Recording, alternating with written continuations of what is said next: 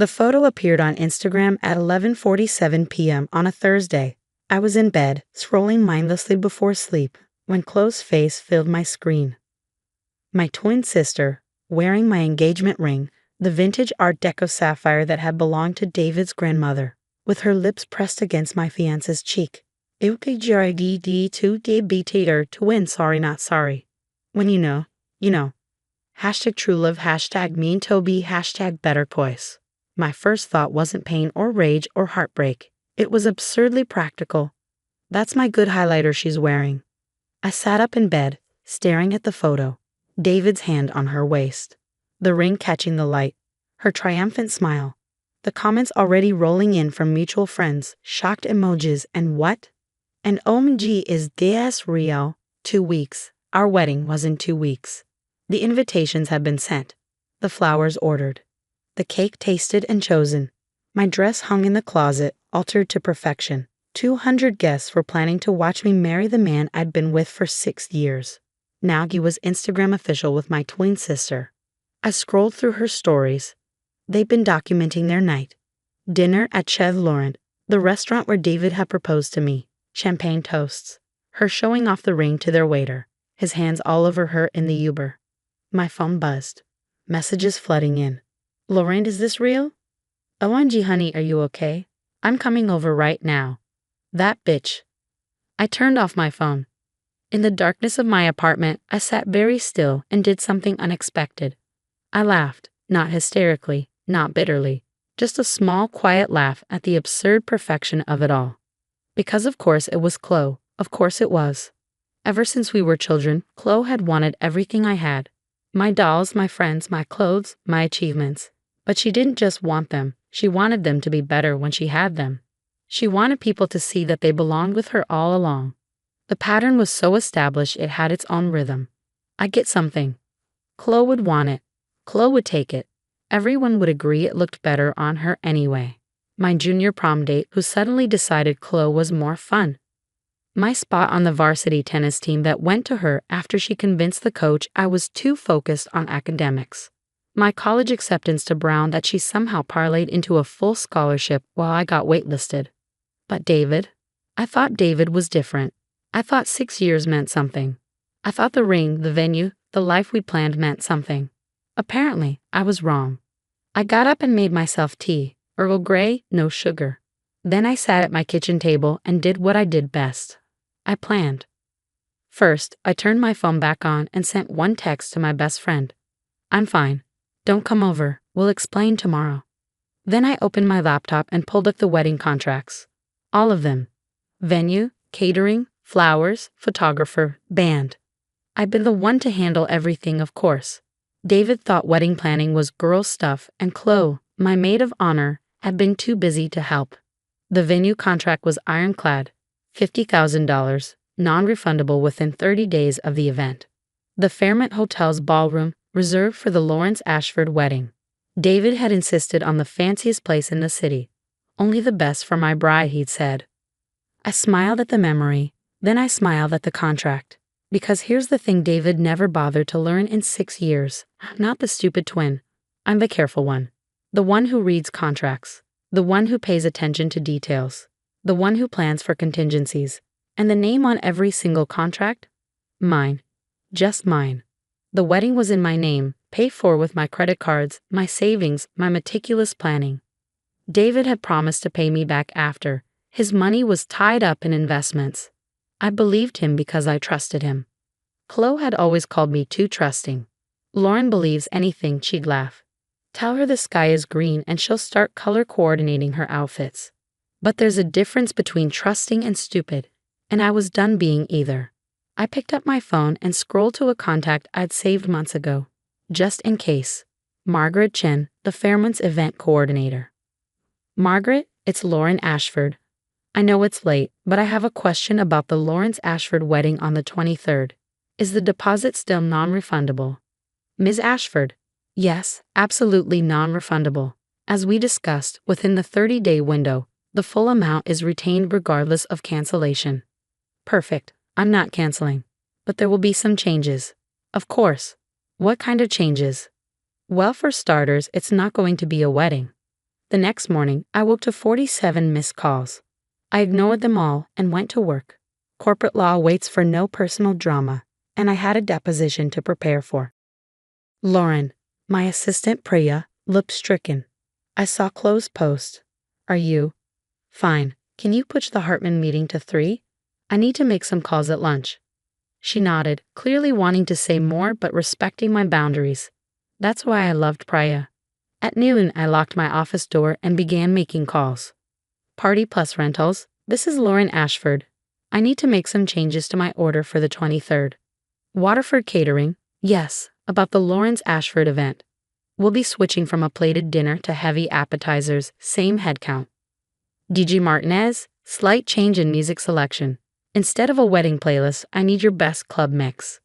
By 2 p.m., I transformed my wedding into something else entirely. The bones would stay the same, the venue, the flowers, the time. But the rest? That was evolving. My phone rang. David. I let it ring. A text followed. Lauren, we need to talk. This isn't what it looks like. Then another. Please don't do anything crazy with the wedding stuff. And another. Chloe says you're not answering her. This is childish. Childish. The man who was sleeping with my twin sister 2 weeks before our wedding thought I was being childish. I texted back once. The wedding contracts are in my name. Do what you want. Then I blocked his number. That evening, Chloe showed up at my apartment. I watched her through the doorbell camera, standing there in my favorite jacket. When had she taken that? Holding a bottle of wine like a peace offering. Lauren, I know you're in there. We need to talk. Sister to sister.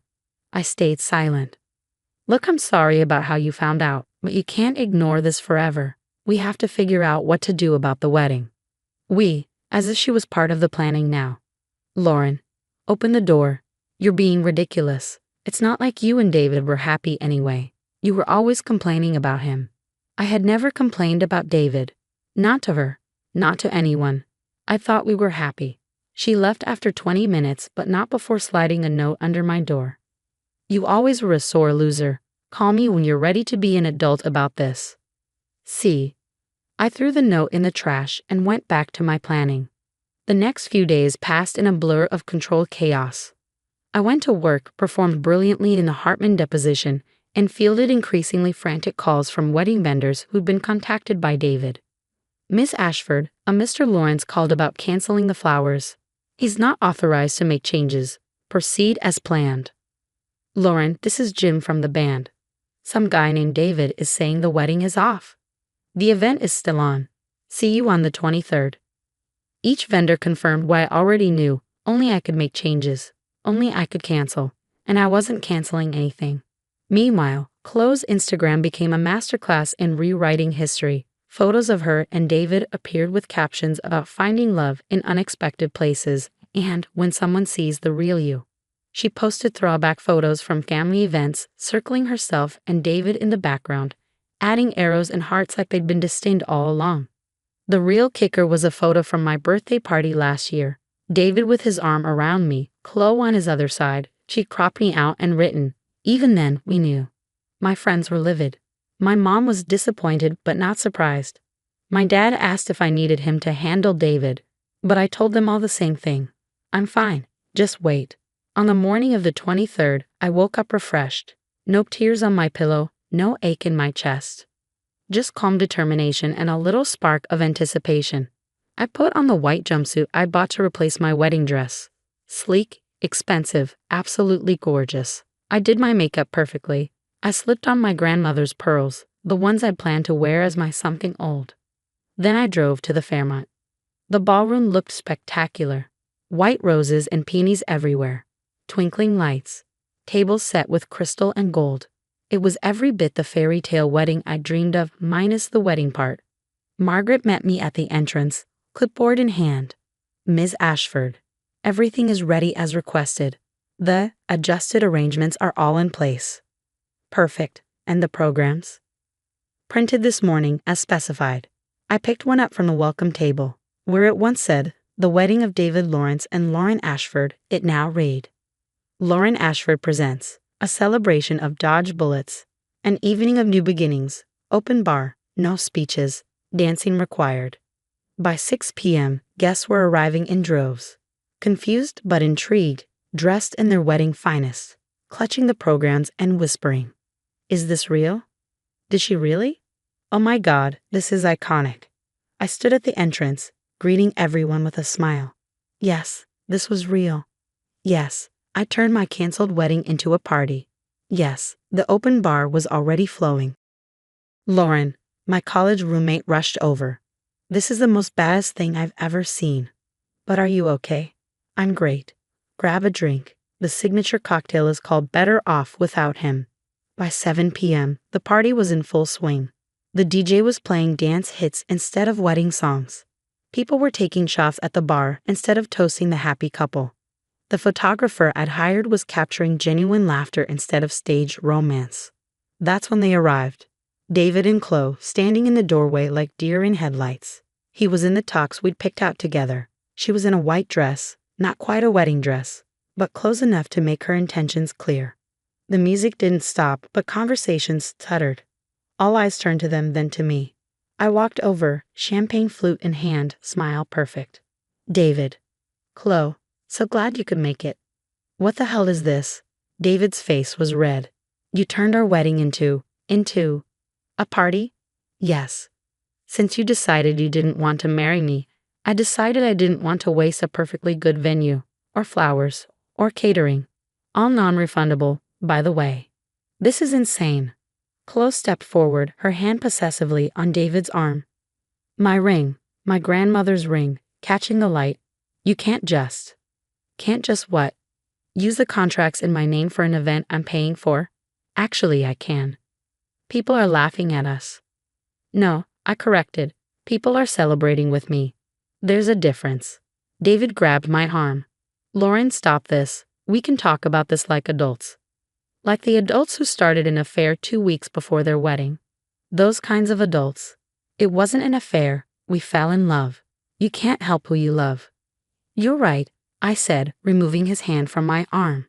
"You can't help who you love, but you can help who you lie to, who you betray, who you humiliate on Instagram." That was Chloe's idea. "Hey," Chloe protested. "Oh, now you're throwing her under the bus. How romantic." The crowd was watching openly now. Some had their phones out. "Good, let them record this." "You want to know the best part?" I asked, loud enough for everyone to hear. "The absolute best part, all those contracts you were so worried about. They're all in my name. The venue, the catering, the honeymoon package to Bali. Everything." David's face went white. "The honeymoon. Oh, did Chloe not mention? I canceled your tickets yesterday. Got a full refund since I'm the one who bought them. But don't worry, I'm still going. Becca's coming with me instead." I waved at my best friend, who raised her martini in salute. "You can't do this," Chloe shrieked. "This is supposed to be our day." "Your day? You wanted my fiancé, Chloe. You got him. But you don't get my party. You don't get my venue. You don't get my day." "I'll sue you. We'll sue you. This is breach of promise. Good luck proving that when you're the ones who broke the engagement. Intentional infliction of emotional distress. I have your Instagram posts, sweetheart. The ones calling me pathetic, boring, saying David was settling. My lawyer says I have a better case than you do." I stepped closer to my sister, lowering my voice so only she could hear. "You've taken everything from me our whole lives. My toys, my friends, my opportunities, and I let you because I thought keeping the peace was more important than keeping score. But you crossed a line. You didn't just take something from me, you tried to take my future, my happiness, my life." "Lauren, I'm not finished. You want David? Keep him. Enjoy wondering every day if he'll trade up again when someone better comes along. Enjoy planning your own wedding on your own dime. Enjoy explaining to everyone why you're wearing my engagement ring." I straightened up, addressing them both. "Now you have 2 choices. You can leave quietly and let me enjoy the party I paid for. Or you can stay and watch 200 people celebrate the fact that I'm no longer marrying a man who would sleep with my sister." David looked around the room at the hostile faces, the raised phones, the security guards Margaret had thoughtfully positioned by the door. "This isn't over," he muttered. "You're right," I agreed. "The bills aren't over. Did I mention I'm keeping all the wedding gifts? They're addressed to me." They left. slinking out like the cowards they were, Chloe's white dress a beacon of shame as they retreated. The room erupted in applause. To Lorraine, someone shouted, and suddenly everyone was toasting me, hugging me, telling me I was a legend, a queen, an inspiration. The rest of the night was a blur of joy. We danced until 2 a.m. We ate the spectacular cake that now read, "Congratulations on your freedom, Lauren." We toasted with champagne meant for a wedding but perfect for a liberation. As the evening wound down, my Aunt Patricia, the family truth teller, pulled me aside. "You know what the funniest part is?" she said, slightly drunk on champagne and vindication. "What?" "That ring. Your grandmother's ring. It's not real." I stared at her. "What?" "Your grandmother sold the real one during the Depression. Had a replica made. She told me before she died, made me promise to tell you if you ever got engaged. Said the real ring should go to someone who deserved it. You. The fake could go to whoever was fake enough to wear it." She pressed a small velvet box into my hand. Inside was a stunning Art Deco sapphire ring, identical to the one on Chloe's finger, but somehow warmer, more brilliant. She knew. Patricia winked. "Grandma always knew which twin was which, even when you were babies. Said you had the better heart." I slipped the real ring onto my right hand, a gift from a grandmother who saw me clearly, even when I couldn't see myself. The party ended with me surrounded by real friends, real family, real love. Not the romantic kind, something better. The kind that shows up when your world falls apart. The kind that celebrates your strength instead of exploiting your weaknesses. Monday morning, I walked into work with my head high. The story had already spread. Chloe had made sure of that with her victim playing Instagram stories. But the narrative wasn't what she hoped. I was the woman who turned heartbreak into a party, who'd refused to be a victim, who'd made lemonade out of the sourest lemons life could offer. My boss called me into her office. "Heard you had an interesting weekend," she said dryly. "You could say that. But for you, that took guts. Now, about the Stevenson merger." Life went on. Work went on. I went on. 2 weeks later, while Becca and I were sipping Mai Tais on a beach in Bali, the honeymoon was even better with a best friend. I got a text from a number I didn't recognize. It was a photo from my cousin, Chloe and David at City Hall getting married in a rushed ceremony. She was wearing a cheap white dress. He looked miserable. The caption, "True love won't wait." I showed Becca, who nearly choked on her drink laughing. "She really thought she won," Becca said. "She did win," I replied, raising my glass to the sunset. "She won a man who cheats on his fiancé with her sister. A ring that's as fake as their relationship. A future of always wondering if she's really the better twin or just the available one. And you?" I looked at the ocean, vast and full of possibility. My grandmother's real ring caught the light, a reminder that sometimes the best things come to those who wait, who endure, who know their own worth. "I won too," I said. "I won my freedom, my self-respect, and the knowledge that I'm nobody's second choice. Not anymore." We clinked glasses as the sun set over the water. Somewhere back home, my twin sister was learning what I'd always known. You can take someone's fiancé, but you can't take their dignity. You can steal their wedding, but you can't steal their strength. And you can wear their ring, but you can't wear their life. The fake always reveals itself in the end. Just like fake rings, just like fake love, just like fake sisters who mistake cruelty for cleverness. I'd lost a fiancé and a sister, but I found something better. Myself. And that was worth more than all the wedding deposits in the world. Exhaustion has a way of making you hear things that aren't there. Except tonight, I definitely heard my sister's voice through Mom's baby monitor, crystal clear and dripping with mockery. "Let the saint pay the bills now. I'm Savannah, and I haven't slept more than 3 consecutive hours in the past 8 months. That's how long it's been since Mom's diagnosis, since I moved back home to become her full-time caregiver. My siblings promised to help, but their version of help consists of occasional Venmo transfers and emoji-filled text messages asking how Mom's doing. "Did you get my transfer?" Lily texted earlier today. $200 for groceries. Tell Mom I love her. I stared at my phone, thinking about the $1-800 pharmacy bill sitting on the kitchen counter. "Got it, thanks," I replied, adding a heart emoji because that's what good sisters do. The baby monitor crackled again. Mom was supposed to be sleeping, but I could hear multiple voices in her room.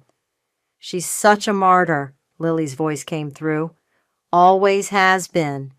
Remember when she gave up that scholarship to community college because Mom had the flu?" "Classic Savannah," Jonas chuckled. "Hey, did you move the last bit from the savings account?" My heart stopped. I pressed the monitor closer to my ear, sitting up straight in my worn armchair. "Clean as a whistle," Lily replied. "Between the two of us, we've managed to protect nearly everything. Can't let it all go to medical bills, right?" "Mom would have wanted us to be taken care of," Jonas agreed. I felt sick. The room started spinning as pieces clicked into place. The bounced checks, the mysterious insufficient funds notices, Mom's confusion about missing statements. "How much did you get?" Jonas asked. "About 60 grand total. You?" 45. Would have been more, but that photography equipment wasn't cheap. My hands shook as I pulled up Mom's banking app on my phone. I had the password because I handled her bills, but I rarely checked the savings accounts. Lily had convinced Mom years ago to add her as a co-signer, just in case, and Jonas followed suit. The main savings account balance, $236.42. Remember when she tried to lecture me about fiscal responsibility? Lily laughed through the monitor. "God, that was rich. Speaking of rich, did you see her face when I showed up in the new BMW? The one you bought with Mom's CD money? She thinks I got a promotion at work. Meanwhile, little sister's driving that same beaten-up Corolla." I clicked through other accounts, my vision blurring. Empty. Empty. Empty. They'd been systematically draining everything for months, maybe years. The monitor crackled again. Mom's voice, weak but clear. "Lily? Jonas? Is someone there?" "Just checking on you, Mom." Lily's voice softened instantly. "Go back to sleep." "Where's Savannah?" "Probably passed out somewhere. You know how dramatic she gets about being tired." I heard footsteps, then the closing of Mom's door. My siblings' voices faded as they moved down the hallway. "We should get going," Jonas said. "Savannah might come up soon." "Please, she's probably writing in her diary about how hard her life is." Their laughter faded. The front door opened and closed. Through my window, I watched Lily's BMW pull away, followed by Jonas's leased Mercedes. My phone buzzed. Another text from Lily. "Stop by to see Mom. She was sleeping so peacefully. You're doing such a great job, sis." I started to type, "How dare you?" but deleted it. My hands were trembling too hard to text anyway. Instead, I walked to Mom's room, my sock feet silent on the carpet. She was awake, staring at the ceiling. "Did you hear them?" she whispered as I approached. "Yes." "I'm so sorry, Savannah." Her hand found mine in the darkness. "But do you remember what I told you? About the safe house?"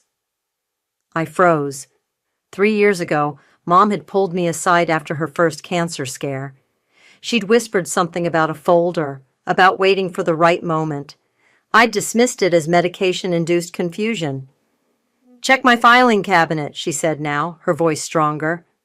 "Bottom drawer, the folder marked Safe House." "Mom, you need to rest. Now, Savannah." Her grip tightened on my hand. "Before they come back, before they take everything." I kissed her forehead and went to the cabinet. The folder was there, thick with documents I couldn't make out in the dim light. My phone buzzed again. Jonas this time. "Thanks for holding down the fort, sis. Don't work too hard." I stared at the message, then at the folder in my hands. Something inside me shifted, a lifetime of being the good sister crumbling away. Game on. The documents in the safe house folder felt heavy in my hands as I spread them across the kitchen table. Dawn was breaking outside, and I hadn't slept a minute. My coffee had gone cold hours ago. Power of attorney forms, bank statements, investment account details, all notarized, all dated 3 years ago. And a handwritten note from Mom. "When they show their true colors, call Randall. He knows what to do." My phone rang, making me jump. Lily. "Hey, sister dearest." Her voice was syrupy sweet. Just checking if you need anything. Jonas and I were thinking of stopping by later. Actually, I kept my voice steady. I was looking at Mom's accounts. There seemed to be some discrepancies. A pause. What do you mean? Large withdrawals, missing funds, nearly $100,000 gone. Oh, honey. Her tone shifted to concerned. You're exhausted. You're seeing things. Maybe you should take a break. Jonas and I can watch Mom for a weekend. I have the statements right here, Lily. Listen, she said, dropping the sweetness. Mom asked us to help manage her finances. We're protecting her assets. You're too emotional about all this. By emptying her accounts? Don't start drama, Savannah. It's not a good look on you. I hung up and texted Jonas. We need to talk about Mom's money. His reply came instantly. Don't know what you mean. Been helping with bills when I can. Maybe you need some rest? Same script. Different actor. My hands shook as I opened the final document from the folder. Information for an account I'd never seen before at a private investment firm. Below the account number was a post-it note in Mom's precise handwriting. For my daughter who sees clearly. The phone rang again. Unknown number. Savannah? A male voice. This is Randall Quinn, your mother's attorney. My heart skipped. How did you... I've been monitoring the accounts. Your mother asked me to watch for unusual activity. When the primary savings was drained last night, it triggered an alert. You knew this would happen? Your mother knew. She's been planning for this possibility since her first cancer scare. She made me promise not to intervene until they took everything. She wanted... He paused. She wanted them to show you who they really were. I gripped the phone tighter. What do we do now? Check your email. I'm sending you documents to sign. Once they're notarized, you'll have full power of attorney and control of all accounts, including the one they don't know about. The investment account? $850,000. Your mother's been quietly funding it for decades. Lily and Jonas have no idea it exists. My legs went weak. I sank into a chair. There's more, Randall continued. We have records of every unauthorized withdrawal they've made, every transfer, every lie. The question is, what do you want to do about it? Before I could answer, I heard Mom calling from upstairs. One moment, I told Randall. I found her sitting up in bed, more alert than she'd been in weeks. Did you open it? She asked.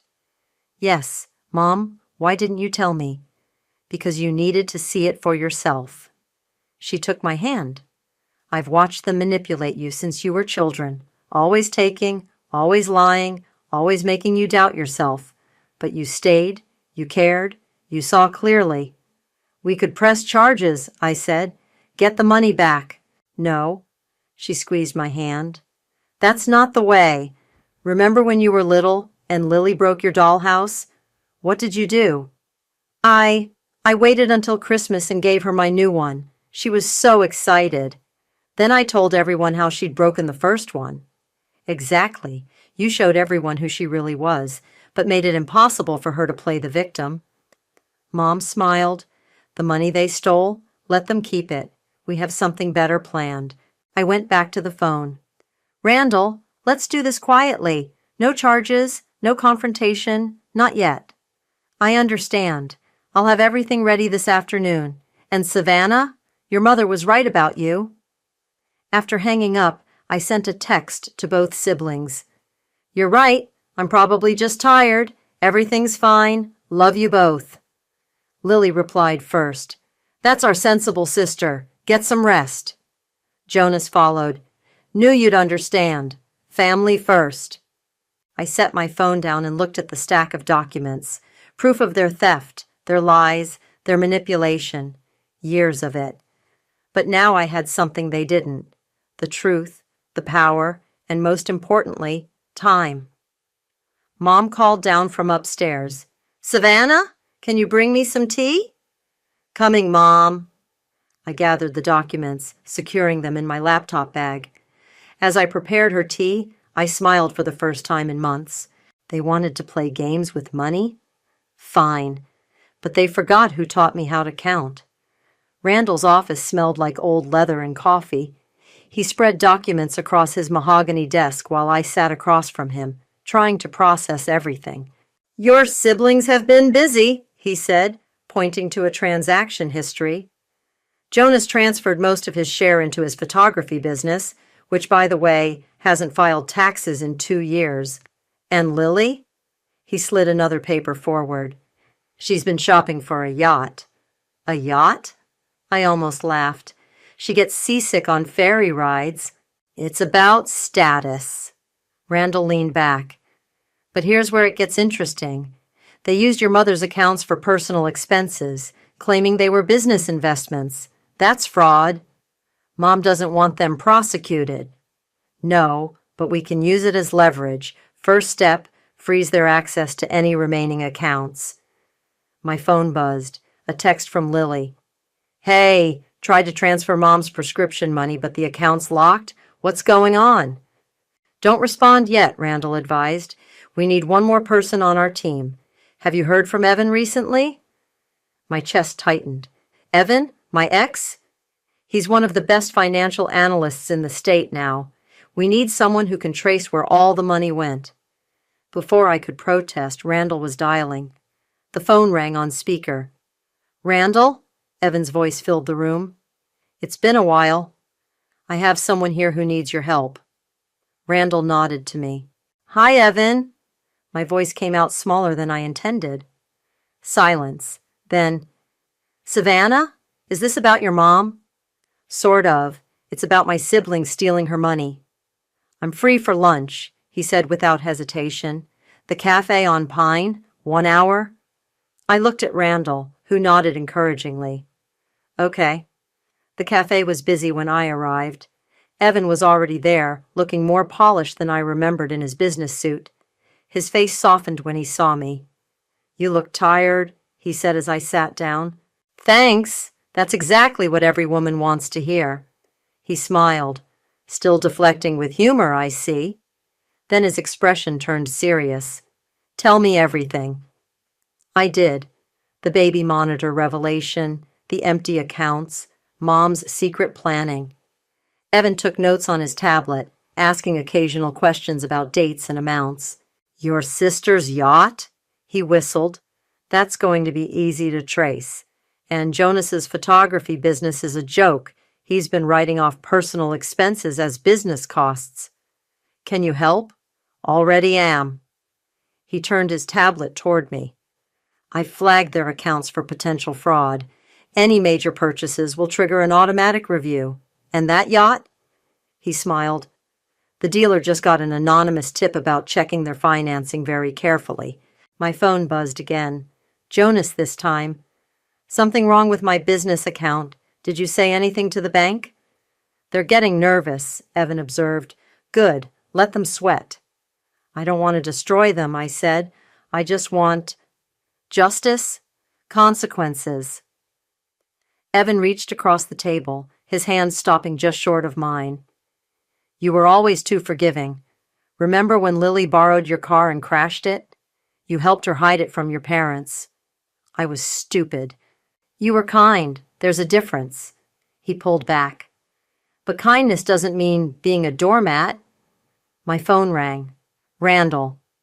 "The investment account is active," he said when I answered. $850,000, now under your complete control. Your mother just signed the final papers." Evan, hearing this, started typing on his tablet. "I'm looking at it now. It's been growing for 20 years. Your mom was a financial genius." "She was an accountant," I said, "before she got sick." "She was preparing for this exact moment," Randall added. "The question is, what's our next move?" I thought about Lily's BMW, bought with Mom's CD money, about Jonas's leased Mercedes and his tax-evading business, about all the nights I'd stayed awake with Mom while they were out spending her money. "We let them keep what they stole," I said finally, "but we make sure they can never touch another penny." "How?" Evan asked. "By using their own greed against them. Randall, can you draft new trust documents? Make it look like Mom's planning to divide everything equally?" "Of course. But why? Because my siblings don't know about the investment account. Let them think they're getting a third each of nothing. Meanwhile, Evan caught on, we start flagging their suspicious transactions, trigger audits, make them scramble to hide what they've already taken. Exactly. I stood up. They wanted to play financial games. Let's see how they handle playing defense. My phone buzzed one more time.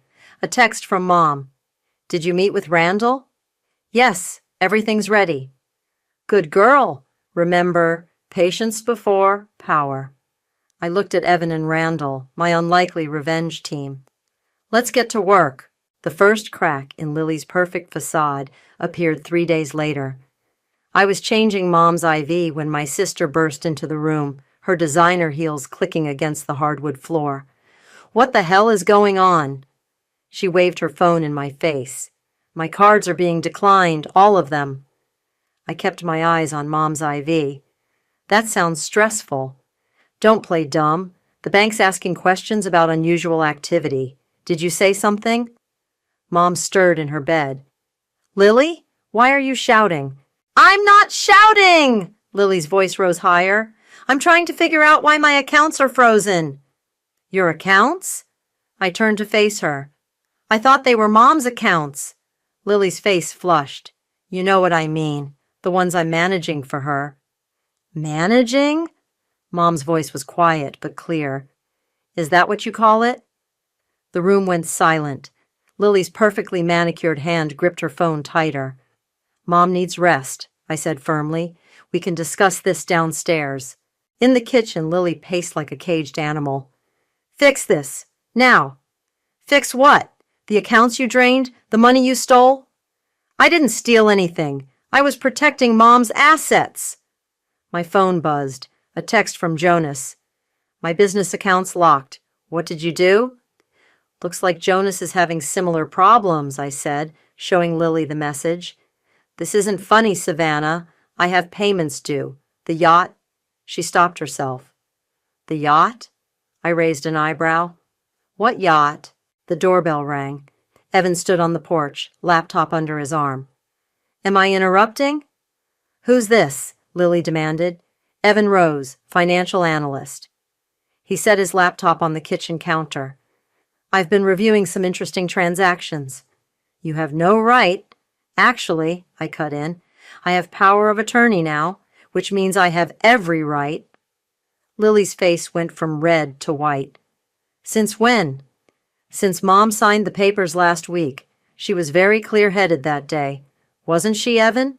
Crystal clear, he confirmed, opening his laptop. Now, about these transfers to offshore accounts. This is ridiculous! Lily grabbed her purse. I'm calling my lawyer. Good idea, I said. I'm sure they'd love to explain why you've been writing off personal expenses as business deductions, the BMW payments, for example. She froze at the door. You're bluffing. Am I? I pulled out my phone. Should we call the IRS and find out? The front door slammed so hard the windows rattled. Through the kitchen window, I watched Lily's BMW screech out of the driveway. That went well, Evan said, closing his laptop. My phone buzzed again. Jonas. Just got a call from the IRS. What's happening? Phase 1 complete, Evan smiled. Want to start Phase 2? I nodded, pulling up the browser on my phone. With a few clicks, I donated $5,000 to the rehabilitation center where Mom had recovered from her prescription dependency, the same place Lily had called a dump for addicts when Mom needed help. Anonymous donation? Evan asked. For now, but soon everyone will know exactly where Mom's money is going and where it isn't. Upstairs, Mom called out. I found her sitting up, more alert than she'd been in days. I heard Lily, she said. She's upset about some financial irregularities. Good. Mom patted the bed beside her. Did I ever tell you about the time Lily stole your college fund? What? You were 17? The money was supposed to be for your first year at State. She convinced me she needed it for her wedding, said she'd pay it back. Mom's laugh turned into a cough. She never did. Is that why you started the secret account? Partly. I knew someday they'd try to take everything. I just had to wait until they showed their true colors. She squeezed my hand. You were always the invisible one, Savannah. That made you dangerous. My phone buzzed one more time. A text from Lily to both Jonas and me. Family meeting, tomorrow. This ends now. I showed Mom the message. She smiled. Perfect. Time for the next move. Which is, let them think they've cornered you. Let them make demands. Her eyes sparkled with a clarity I hadn't seen in months. Then show them exactly who they're dealing with. I texted back, sure, Mom's room, 2 p.m. You're enjoying this, Evan observed. No, I said, but I couldn't help smiling. Well, maybe a little. From upstairs, Mom called down, Savannah, bring my old accounting files when you come up, the ones marked Family Trust. I looked at Evan. Ready for tomorrow? He nodded. The question is, are they? The family meeting started exactly how I expected, with Lily making a scene. She's lost her mind, Lily announced to our assembled aunts and uncles on the video call. Savannah's trying to steal Mom's money. I sat quietly beside Mom's bed, letting Lily dig her own grave. Jonas paced by the window, checking his phone every few seconds. Sweetheart, Aunt Marie's voice crackled through the laptop speaker. What exactly is going on? Savannah's frozen all the accounts, Jonas jumped in. She's threatening to report us to the IRS. Report you for what? Uncle Dave asked. Silence. I cleared my throat. Maybe we should show everyone the bank statements? No! Lily and Jonas shouted simultaneously. Why not? I opened a folder. I have copies right here. Very interesting reading. You're manipulating everything. Lily pointed a manicured finger at me.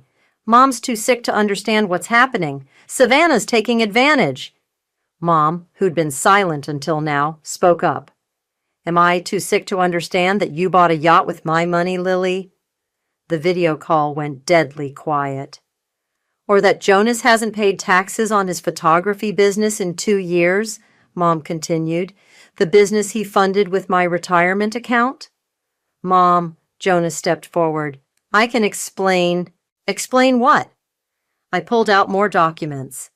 The $45,000 you transferred to your personal account? Or the $60,000 Lily took for her BMW? You don't understand, Lily's voice cracked. We were protecting the money from medical bills. By spending it on yourself?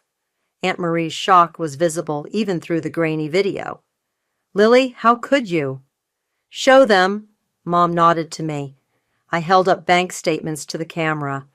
Here are the transfers, dates, amounts, account numbers, everything. Those are fake! Jonas lunged for the papers, but I moved faster. Really? I pulled up an email on my phone. Should I forward these to the family, including the text messages where you both bragged about cleaning out Mom's accounts? Lily's face crumpled. I needed that money. Do you know how expensive it is to maintain my lifestyle? Your lifestyle? Uncle Dave's voice boomed through the speaker. That was your mother's medical money. It was going to be mine anyway, Lily shouted, then froze, realizing what she'd said. The video call erupted in voices. Aunt Marie was crying. Uncle Dave was demanding answers. Our cousins were typing furious messages in the chat. That's enough, Mom said quietly, but everyone fell silent. Lily, Jonas, you've shown exactly who you are, not just to me, but to everyone. Mom, please, Jonas started. I've already changed my will, she continued, and before either of you try to challenge it, remember, everything you took, every transfer, it's all documented. Do you really want that becoming public record?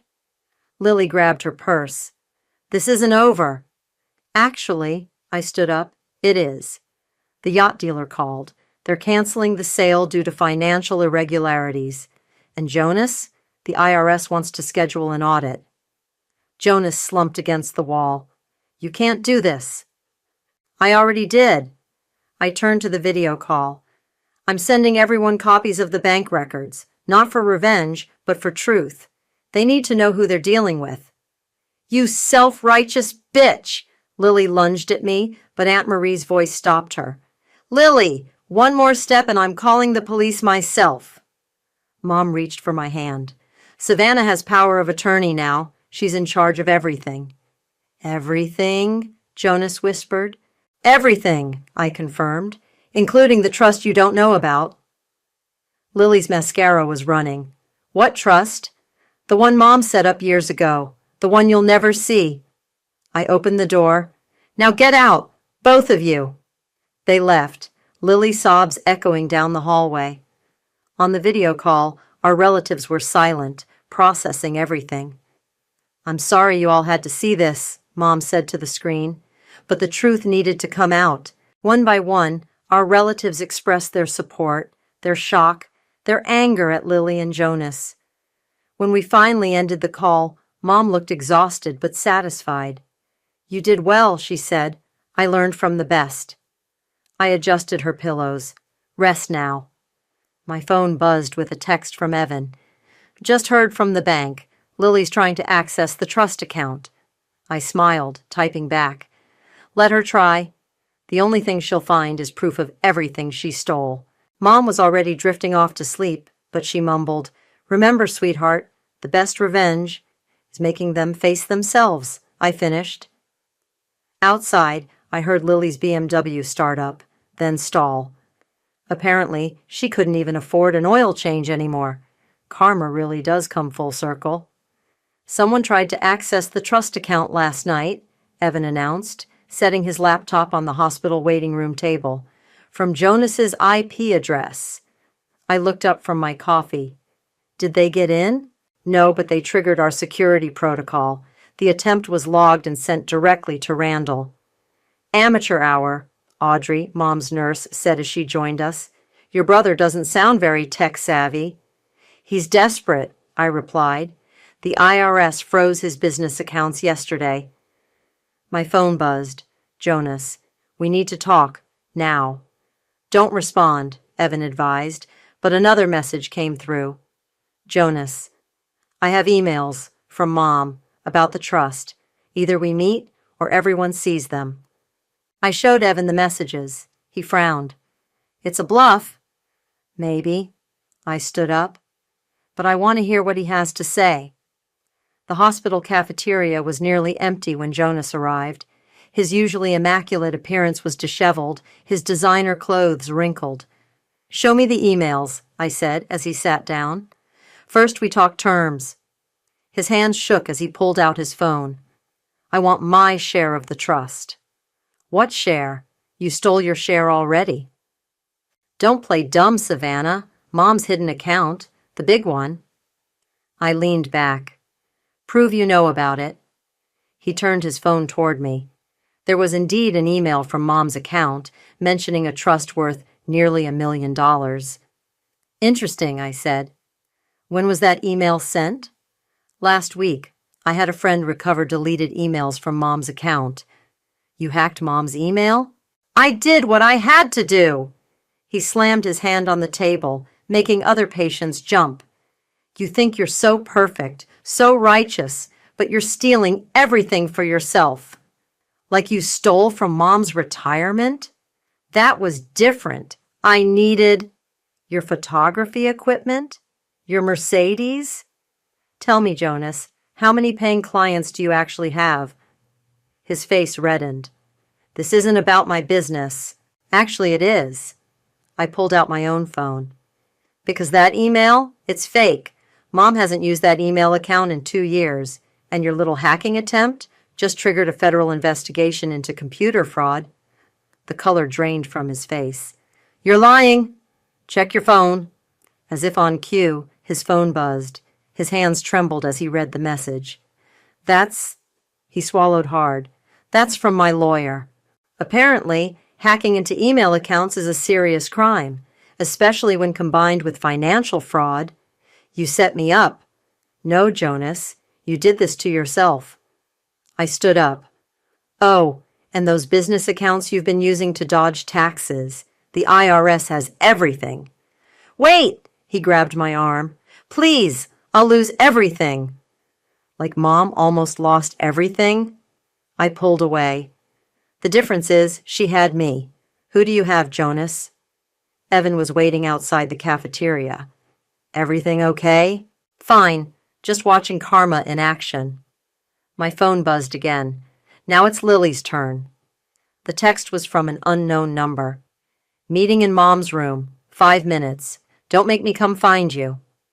Mom was awake when we arrived, with Lily already there, sitting primly in the visitor's chair. Hello, sister, Lily smiled, but it didn't reach her eyes. I've been having a lovely chat with Mom about family loyalty. Really? I checked Mom's vital signs on the monitor. How's the yacht shopping going? I've been doing some thinking, Lily continued as if I hadn't spoken. Maybe we got off on the wrong foot.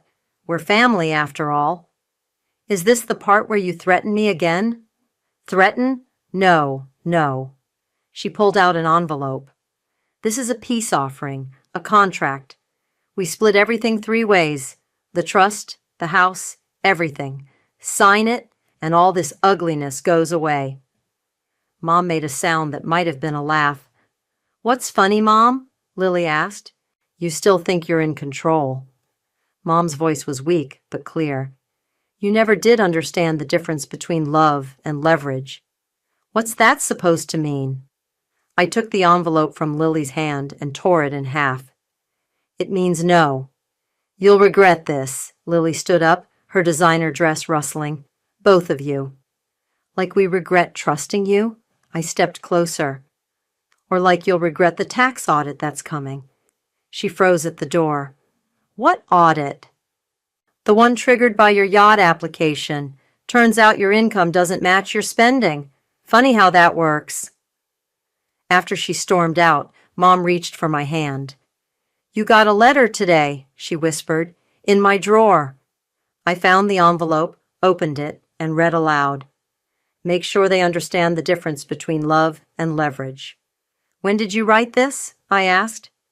Years ago, when I first suspected what they might do. She smiled. I knew you'd understand when the time came. Outside, we heard Lily's BMW trying and failing to start again. Some lessons, it seems, are more expensive than others. Mom died on a Tuesday morning, peaceful in her sleep. I was holding her hand. Lily and Jonas arrived 20 minutes too late, their faces a mix of grief and calculation.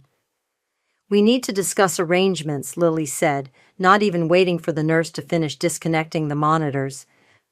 Already taken care of, I replied. Mom planned everything. Of course she did, Jonas muttered. With you. The funeral was small, elegant, and exactly as Mom wanted. I watched my siblings perform their roles perfectly, Lily dabbing her eyes with a monogrammed handkerchief, Jonas supporting her with a brotherly arm around her shoulders. Our relatives kept their distance from them, the recent revelations still fresh. The will reading is tomorrow, Randall told me after the service. Are you ready? Does it matter? Your mother thought it did. She was very specific about the timing. The next morning we gathered in Randall's office. Lily wore black Chanel, Jonas his best suit. They sat together on one side of the conference table, leaving me alone on the other. Our aunts and uncles joined via video call, their faces serious on the wall-mounted screen. Before we begin, Randall said, I want to confirm that everyone understands this reading is final and legally binding. Just get on with it, Lily snapped. Randall opened a thick envelope. Very well. This last will and testament was updated 3 weeks ago with your mother of sound mind and 2 witnesses present. Jonas shifted in his seat. 3 weeks ago? After the accounts were drained, I said quietly. Randall began reading. To my children, Lily and Jonas, who showed their true colors when they thought I was too weak to notice. Lily's face went white. Chucked, who stole from their dying mother and mocked their sister's sacrifice. Jonas started to stand, but Aunt Marie's voice cut through the video call. Sit down and listen. I leave you exactly what you deserve. Nothing. The room erupted. Lily jumped up, screaming about contesting the will. Jonas knocked over his chair.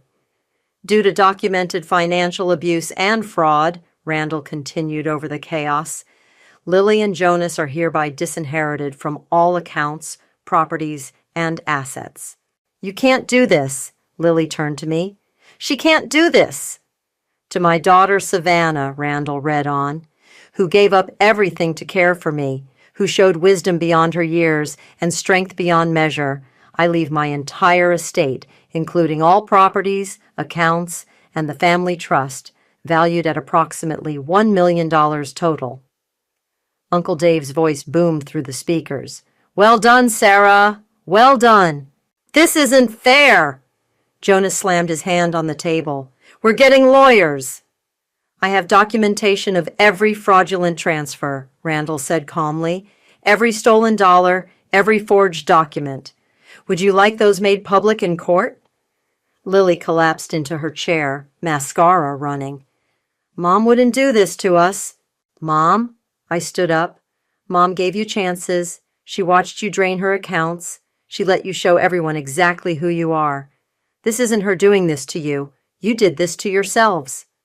There's one more item, Randall said, regarding the family home. My siblings looked up hopefully. Savannah has full ownership, effective immediately. All current residents have 30 days to vacate. Vacate? Jonas went pale. But I've been living in the guest house. And I've been using Mom's studio, Lily added. Not anymore. I picked up my purse. I'll have the locks changed today. Where are we supposed to go? Lily's voice cracked. Maybe you can live on your yacht? I suggested. Oh, wait, it got repossessed. The video call erupted in muffled laughter. You're enjoying this, Jonas accused. No. I headed for the door. I'm just making sure Mom's last wishes are respected, something you never did. Outside Randall's office, Evan was waiting. How did it go? Exactly as Mom planned. I handed him a key. Would you help me change the locks? What about your sister's things? She has 30 days to get them. After that, they go to the women's shelter. Mom would have liked that. My phone buzzed with messages from relatives, support, congratulations, relief that justice was served. But one message stood out. From Mom's old number, scheduled to be sent after the will reading. The last chapter isn't about revenge, sweetheart. It's about peace. Find yours. I looked back through the office window. Lily and Jonas sat shell-shocked while Randall packed up his papers. They'd lost everything, money, status, family trust. But somehow, watching them, I felt no satisfaction. Just a quiet certainty that Mom's final lesson had been taught. Ready to go? Evan asked. Yes, I said. It's time to close this chapter. Behind us, I heard Lily's voice crack. What are we supposed to do now? For the first time in years, that wasn't my problem to solve. The last box from Mom's bedroom felt heavier than the others. Inside, beneath old photos and faded letters, I found her favorite scarf, the soft blue one she wore to my college graduation, the only one she'd attended. My phone buzzed, a text from Jonas. Please, just talk to me. I set the phone down without responding. Through the window, I watched the moving truck pull up to the guest house where he'd been living. He hadn't paid rent in 3 years. Need help? Evan appeared in the doorway, sleeves rolled up. Almost done. I wrapped the scarf around my neck. Just this last box. Lily stopped by the office today, he said, sitting on the edge of Mom's bed. Wanted me to look at her finances, see if there was any way to challenge the will. And I told her the truth. She's broke. The IRS audit revealed years of tax evasion. She's looking at serious penalties. The doorbell rang. Audrey stood on the porch with a casserole dish. Thought you might need dinner, she said, following me to the kitchen. Moving days are hard enough without all this family drama. Did you hear about Jonas? Evan asked her. The photography studio bankruptcy? Hard to miss. It's all over the local business news. My phone buzzed again. Lily this time. They're repossessing my car. I need help. Still not answering them? Audrey noticed me silence the phone. What's left to say? The sound of a car door slamming made us all look outside. Jonas stood in the driveway, watching the movers empty his living space. I should talk to him, I said. Want backup? Evan offered. No, this needs to be between us. Jonas looked older somehow, his designer clothes replaced by worn jeans and a faded t-shirt. They're taking everything, he said as I approached. You knew this was coming. I have nowhere to go. That's not true. I handed him a business card. This organization helps people get back on their feet. Real jobs, not fake photography studios. He stared at the card. Why are you helping me? Because Mom would want me to. But Jonas? I met his eyes. This is it, the last time I help. Lily's worse off than me, he said quietly. She's talking about moving in with her ex. The one who cheated on her? Karma's a bitch, right? He tried to smile but couldn't quite manage it. No, Jonas. Karma's just the bill coming due. Back inside, Evan and Audrey had set the table for dinner. The casserole steamed invitingly. One more thing before we eat, I said, pulling out Mom's laptop. I need to send an email. The message was simple. A donation to the elder care facility where Mom spent her final weeks, equal to the amount Lily and Jonas had stolen. In the dedication field I wrote, in memory of Sarah Bell, who taught us that justice and mercy can coexist. Your mom would be proud, Audrey said, reading over my shoulder. Would she? Sometimes I think I was too harsh. Harsh? Evan raised an eyebrow. You could have had them arrested. Instead, you let them keep what they stole and gave them a chance to rebuild. Speaking of rebuilding, Audrey nodded toward the window. Jonas was still in the driveway, on his phone. From his expression, the conversation wasn't going well. Lily, I guessed. Probably, Evan agreed. I heard she's been calling everyone for money. Let her call. I closed the laptop. Some lessons have to hurt to matter. My phone buzzed one final time. A message from Randall. Your mother left one last thing. Come by tomorrow? Want company? Evan asked. No. I touched Mom's scarf. I think I know what it is. We ate dinner together, talking about everything except family. Outside, the moving truck pulled away, leaving Jonas standing alone in the growing darkness. He looked up at the house once, then walked to his car. Not the Mercedes anymore, just a basic sedan. You know what Mom used to say about revenge? I asked as he drove away. What's that? Audrey passed me more casserole. That it's like drinking poison and waiting for the other person to die. I smiled. But justice? Justice is like medicine. It might taste bitter, but it heals everyone eventually. Even them? Evan gestured toward the empty guest house. Especially them. I touched the scarf again.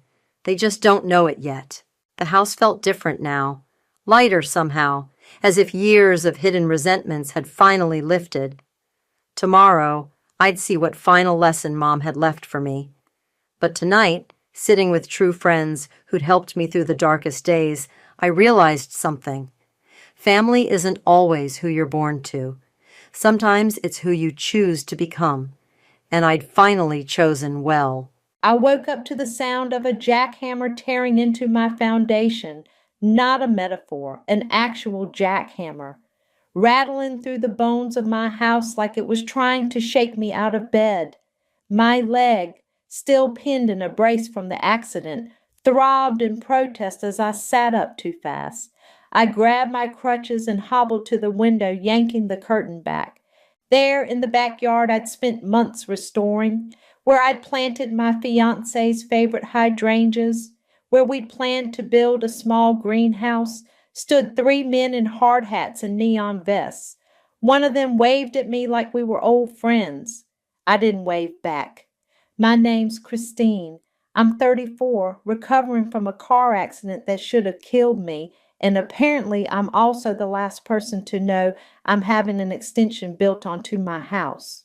I made it down the stairs one painful step at a time, each thud of the jackhammer syncing with my heartbeat. By the time I got to the back door, I was sweating and furious. "Hey!" I shouted. The guy holding the jackhammer shut it off. The silence was deafening. "You can't just tear up my yard. Who told you to start this?" He looked confused.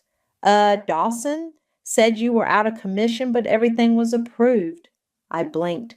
"Dawson? As in my sister's husband?" "Yeah, he and your folks signed off. Said it was all family." I stared at him. "Get off my property, now." He hesitated. "I mean, we already poured—" "Now." He raised his hands and nodded, motioning to the others. As they packed up, I limped back inside, heart pounding.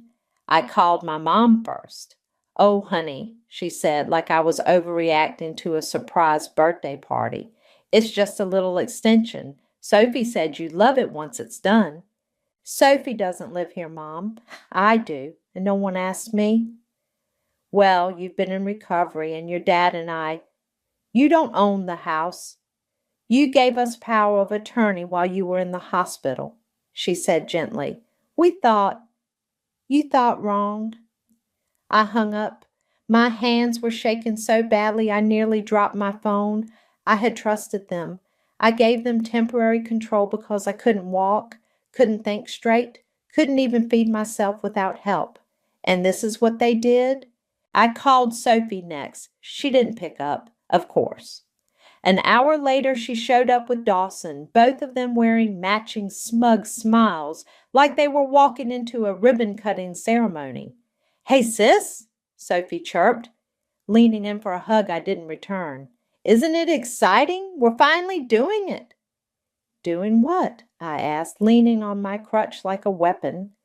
"The family wing," Dawson said, like it was obvious. "Guest suite, office space, maybe a nursery down the line." I blinked. "A nursery?" "Just thinking ahead," Sophie said quickly. "You've been through so much, and you thought you'd move in." She smiled, but her eyes flickered. "Just until you're back on your feet. We can help with the house, the bills." "I don't need help. I need you to leave." Dawson laughed like I'd told a joke. "Chris, come on. This place is huge. You don't even use half of it." "It's mine." "Technically," he said, "your parents had legal authority when they approved the plans. Everything's signed and sealed." I folded my arms. "Show me." He hesitated. I walked, well hobbled, past them to the dining table where a stack of papers sat in a neat manila folder. Sophie tried to block me, but I shoved past her, and there it was, a building permit, approved, with my name, my signature. Except I never signed it. I held it up. "This is a forgery." Sophie's face went pale. "No, it's not. Dad said you were okay with it." "Did I sign this?" She didn't answer. Dawson stepped forward. "Look, we can talk about this later. You're upset and—" "Get out. Christine, out now." They left, but not before Dawson muttered, "Ungrateful," under his breath. I stood there, gripping the forged permit like it was a loaded gun. The room was spinning, or maybe that was just the pain meds wearing off. I sat down slowly, the brace on my legs stiff and unforgiving. I looked around the room, the house I grew up in, the one I bought back after Mom and Dad downsized, the one I poured every spare dollar into after losing the only man who ever truly understood me. The house I bled for, cried in, rebuilt from the studs up. And they thought they could just take it? I looked down at the signature again. The loops in the C were wrong. The tail of the E didn't curl. It wasn't just a lie. It was sloppy. And that's when I felt it. Not anger, not even betrayal, cold, clean rage. If they wanted a war, they just declared it. And I don't lose wars. The following Saturday, I woke up to the sound of children screaming. Not in danger, just the high-pitched chaos of a birthday party. I dragged myself to the window. Balloons, a rented bounce house, folding tables lined with cupcakes and glittery paper plates. My backyard looked like a Pinterest board threw up on it. I hadn't agreed to any of this. I crutched my way downstairs, opened the back door, and was nearly trampled by a kid in a Spider-Man costume. I turned the corner and found Sophie in my patio chair, sipping sangria like she was the damn hostess of the year. "Sophie!" She looked up all fake surprise. "Oh, you're up! Isn't this fun? It's for Dawson's niece. Her mom had to cancel last minute, so we offered to host." "In my yard?" "Well, it's our yard now, kind of," she said, laughing like that would make it cute. I didn't laugh. "Where's Dawson?" She pointed toward the grill where Dawson was flipping burgers and talking to two guys in suits. One of them handed him a business card. I limped over. "Dawson!"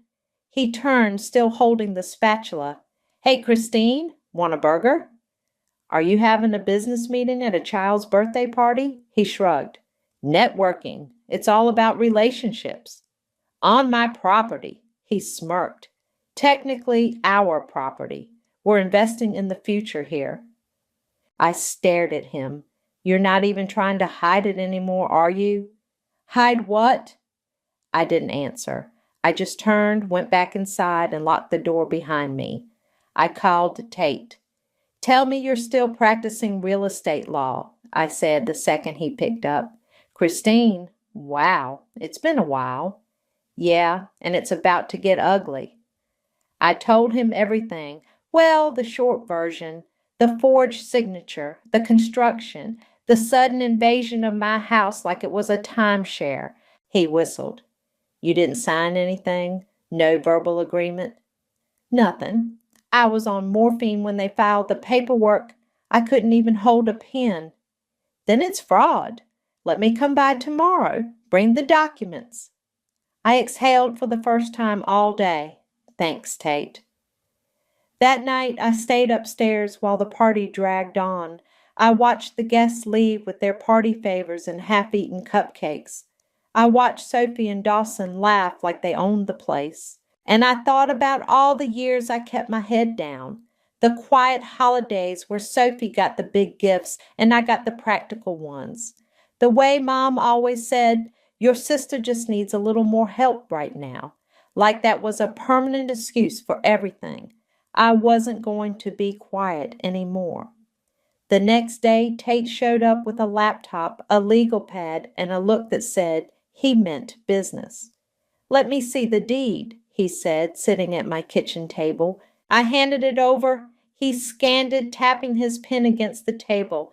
"Okay, so your parents had temporary power of attorney while you were incapacitated, but it expired the moment you regained legal capacity. That was, what, 3 months ago?" 4. "Right, and they approved construction after that?" "Yep." "Then none of this holds." He flipped to the back page. "Also, interesting." "What?" He pointed to a clause I'd never noticed. "Any structure permanently attached to the original dwelling triggers a reassessment of the property. That means taxes, insurance, potentially even zoning penalties depending on how they filed." I blinked. "So they're on the hook for all of that?" "If they're listed as co-applicants, absolutely." I smiled. Good. Later that afternoon, Wayne, the contractor, showed up to collect some tools. I met him outside. "Hey," I said, "got a minute?" He hesitated, then nodded. "Sure." "You've been doing this for a while, right?" 20 years. "Ever had a client forge a homeowner's signature?" He looked at me carefully. "That what happened here?" I didn't answer. He sighed. "I had a feeling. You didn't seem thrilled when I saw you the first time." I wasn't. He rubbed the back of his neck. "Look, I was told you were recovering and that everything was cleared. I didn't think to question it." "You didn't see the red flags?" "I did, but I also saw the check clear." I nodded slowly. "Fair enough." He looked around, lowered his voice. "You didn't sign off on those blueprints, did you?" "Nope." He nodded. "Then you got a case." I looked him in the eye. "Would you be willing to say that officially?" He hesitated. If it comes to that, yeah, I will. I held out my hand. He shook it. That night, I sat at the kitchen table with Tate, going over every document line by line. Sophie and Dawson were out, probably schmoozing at some wine bar or pretending to be the power couple of the neighborhood. I didn't care. Let them play house. Because while they were busy planning their fantasy life, I was building something else, a case. And I was going to make sure it hit them where it hurt most. Sophie was in the kitchen when I came downstairs the next morning, barefoot, wearing one of my old college sweatshirts like it belonged to her. She was stirring oat milk into her coffee, humming to herself. I opened the fridge. Half my groceries were gone. Again. "Did you eat the leftovers from last night?" I asked. She didn't even turn around. "Oh, yeah, Dawson was starving after his showing. We figured you wouldn't mind." I shut the fridge a little harder than necessary. "Next time, ask." She finally looked at me. "You're so tense lately. You should be happy the house is finally coming together." I grabbed a bottle of water. "Whose house?" She smiled. "Ours." I walked away before I said something unforgivable. Later that day, Dawson cornered me in the hallway. He was wearing a blazer and holding a latte like he was about to film a commercial for himself. "Quick question," he said. "Do you still have that spare key to the garage? I want to show a client the layout." "No." He blinked. "No, you don't have it." Or "No, I can't use it." I stared at him. "No, you can't use it." He chuckled like I was being cute. "Christine, you're being difficult." "No, I'm being the owner of this house." He leaned in slightly. "You don't want to make this hostile. We're family." I stepped back. "Then stop acting like a squatter." That night, I was in my room when I heard them laughing downstairs, loud like they wanted me to hear. I opened the group chat with Tate and sent him a photo of the new blueprint I'd found stuffed in a drawer in the living room. He replied instantly, "This is gold. I'll explain tomorrow." The next morning, Tate showed up with coffee and a grin I hadn't seen since college. "Okay," he said, spreading out the blueprint on the table. "Here's what they didn't realize. This addition, it's structurally connected to the main house. That means under the county code, the entire property is now subject to reassessment." "Meaning?" "Meaning your property taxes are about to triple." I blinked. "And I'm the only name on the deed." "Exactly." I leaned back in my chair. "So they built their dream wing, and I get the bill." "Unless," he said, tapping the blueprint, "we make sure the county knows who initiated the construction." I smiled. "Let's do it." That afternoon, I printed a fresh copy of the new tax assessment. It had arrived in the mail that morning, thick and official looking.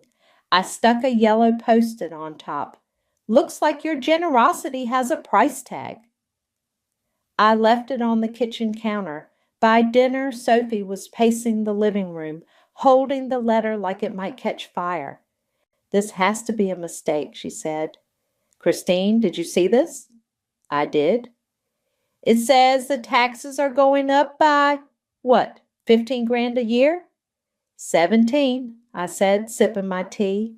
Dawson stormed in, waving the paper. "Why is this under your name? We all live here." "Because I own the house." He pointed at me. "You're not going to stick us with this. We added value." "You added debt." Sophie's voice cracked. "We don't have that kind of money." I looked at her. "Then maybe you shouldn't have built something you couldn't afford." Dawson stepped closer. "You think this is funny?" "No," I said. "I think it's legal." He opened his mouth, but I held up my phone. "By the way, I recorded this conversation, just in case you try to say you had my consent." His jaw clenched. "You're bluffing."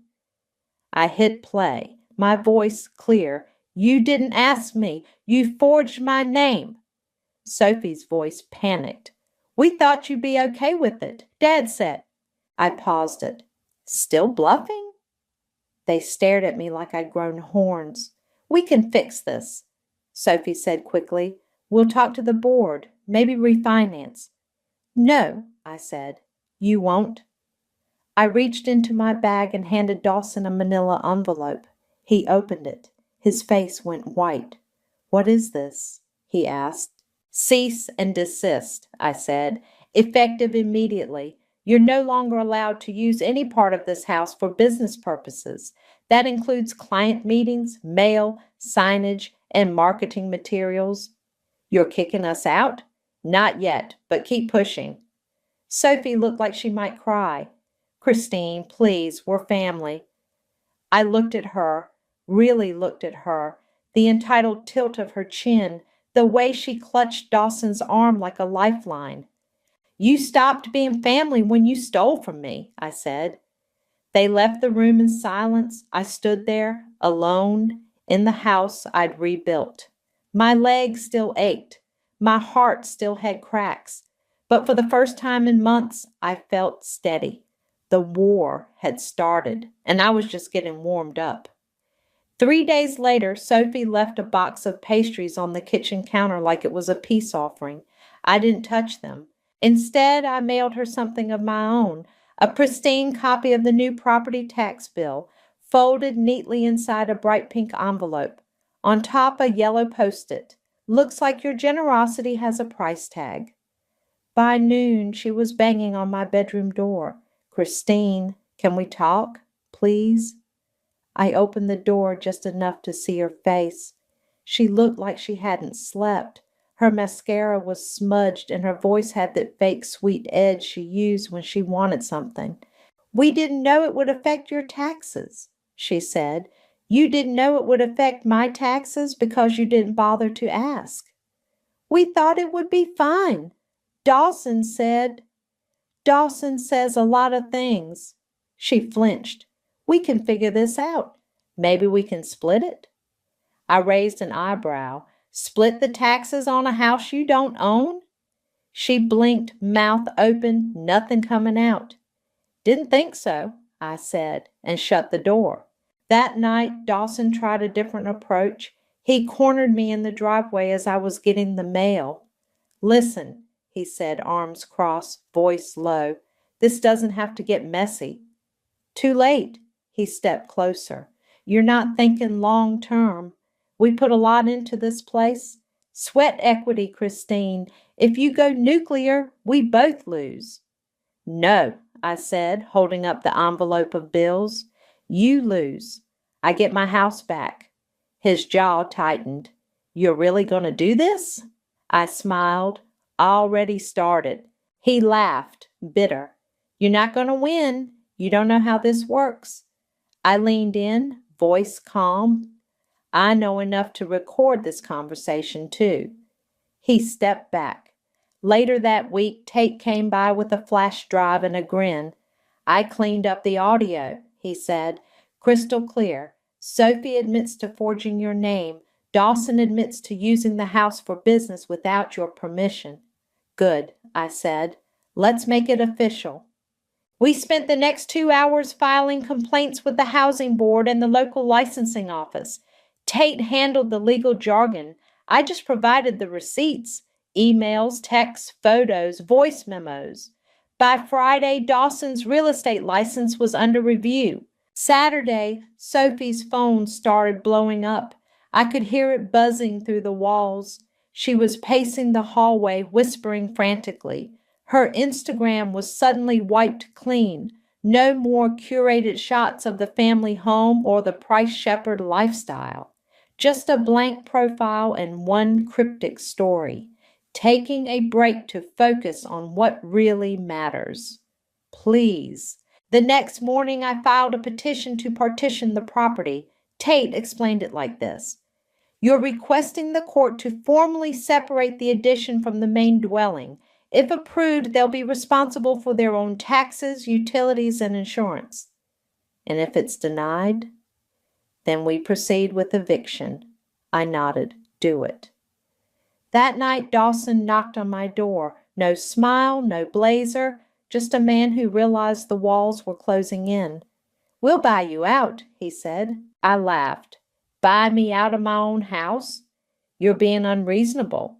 No, I said, stepping into the hallway. You built a fantasy on someone else's foundation, and now it's crumbling. Sophie appeared behind him, arms folded, eyes red. Please, she said, we have nowhere else to go. Then you shouldn't have burned the only bridge you had? Dawson's voice dropped. You think you're so smart, but you're petty, bitter, alone. I didn't flinch. And you're trespassing. He scoffed. You're going to regret this. I smiled. Eviction notice goes out Monday. He stared at me like he was trying to decide whether to fight or fold. He folded. They went back to their side of the house, quiet for once. I stood there in the hallway, the silence ringing louder than their shouting ever had. I wasn't just taking back my house, I was taking back everything they thought they could steal, and I wasn't done yet. The knock came just after 10 a.m. I opened the door to find a man in a navy windbreaker holding a clipboard. Christine? He asked. Yes? County Housing Board. We received your complaint. I'm here to inspect the addition.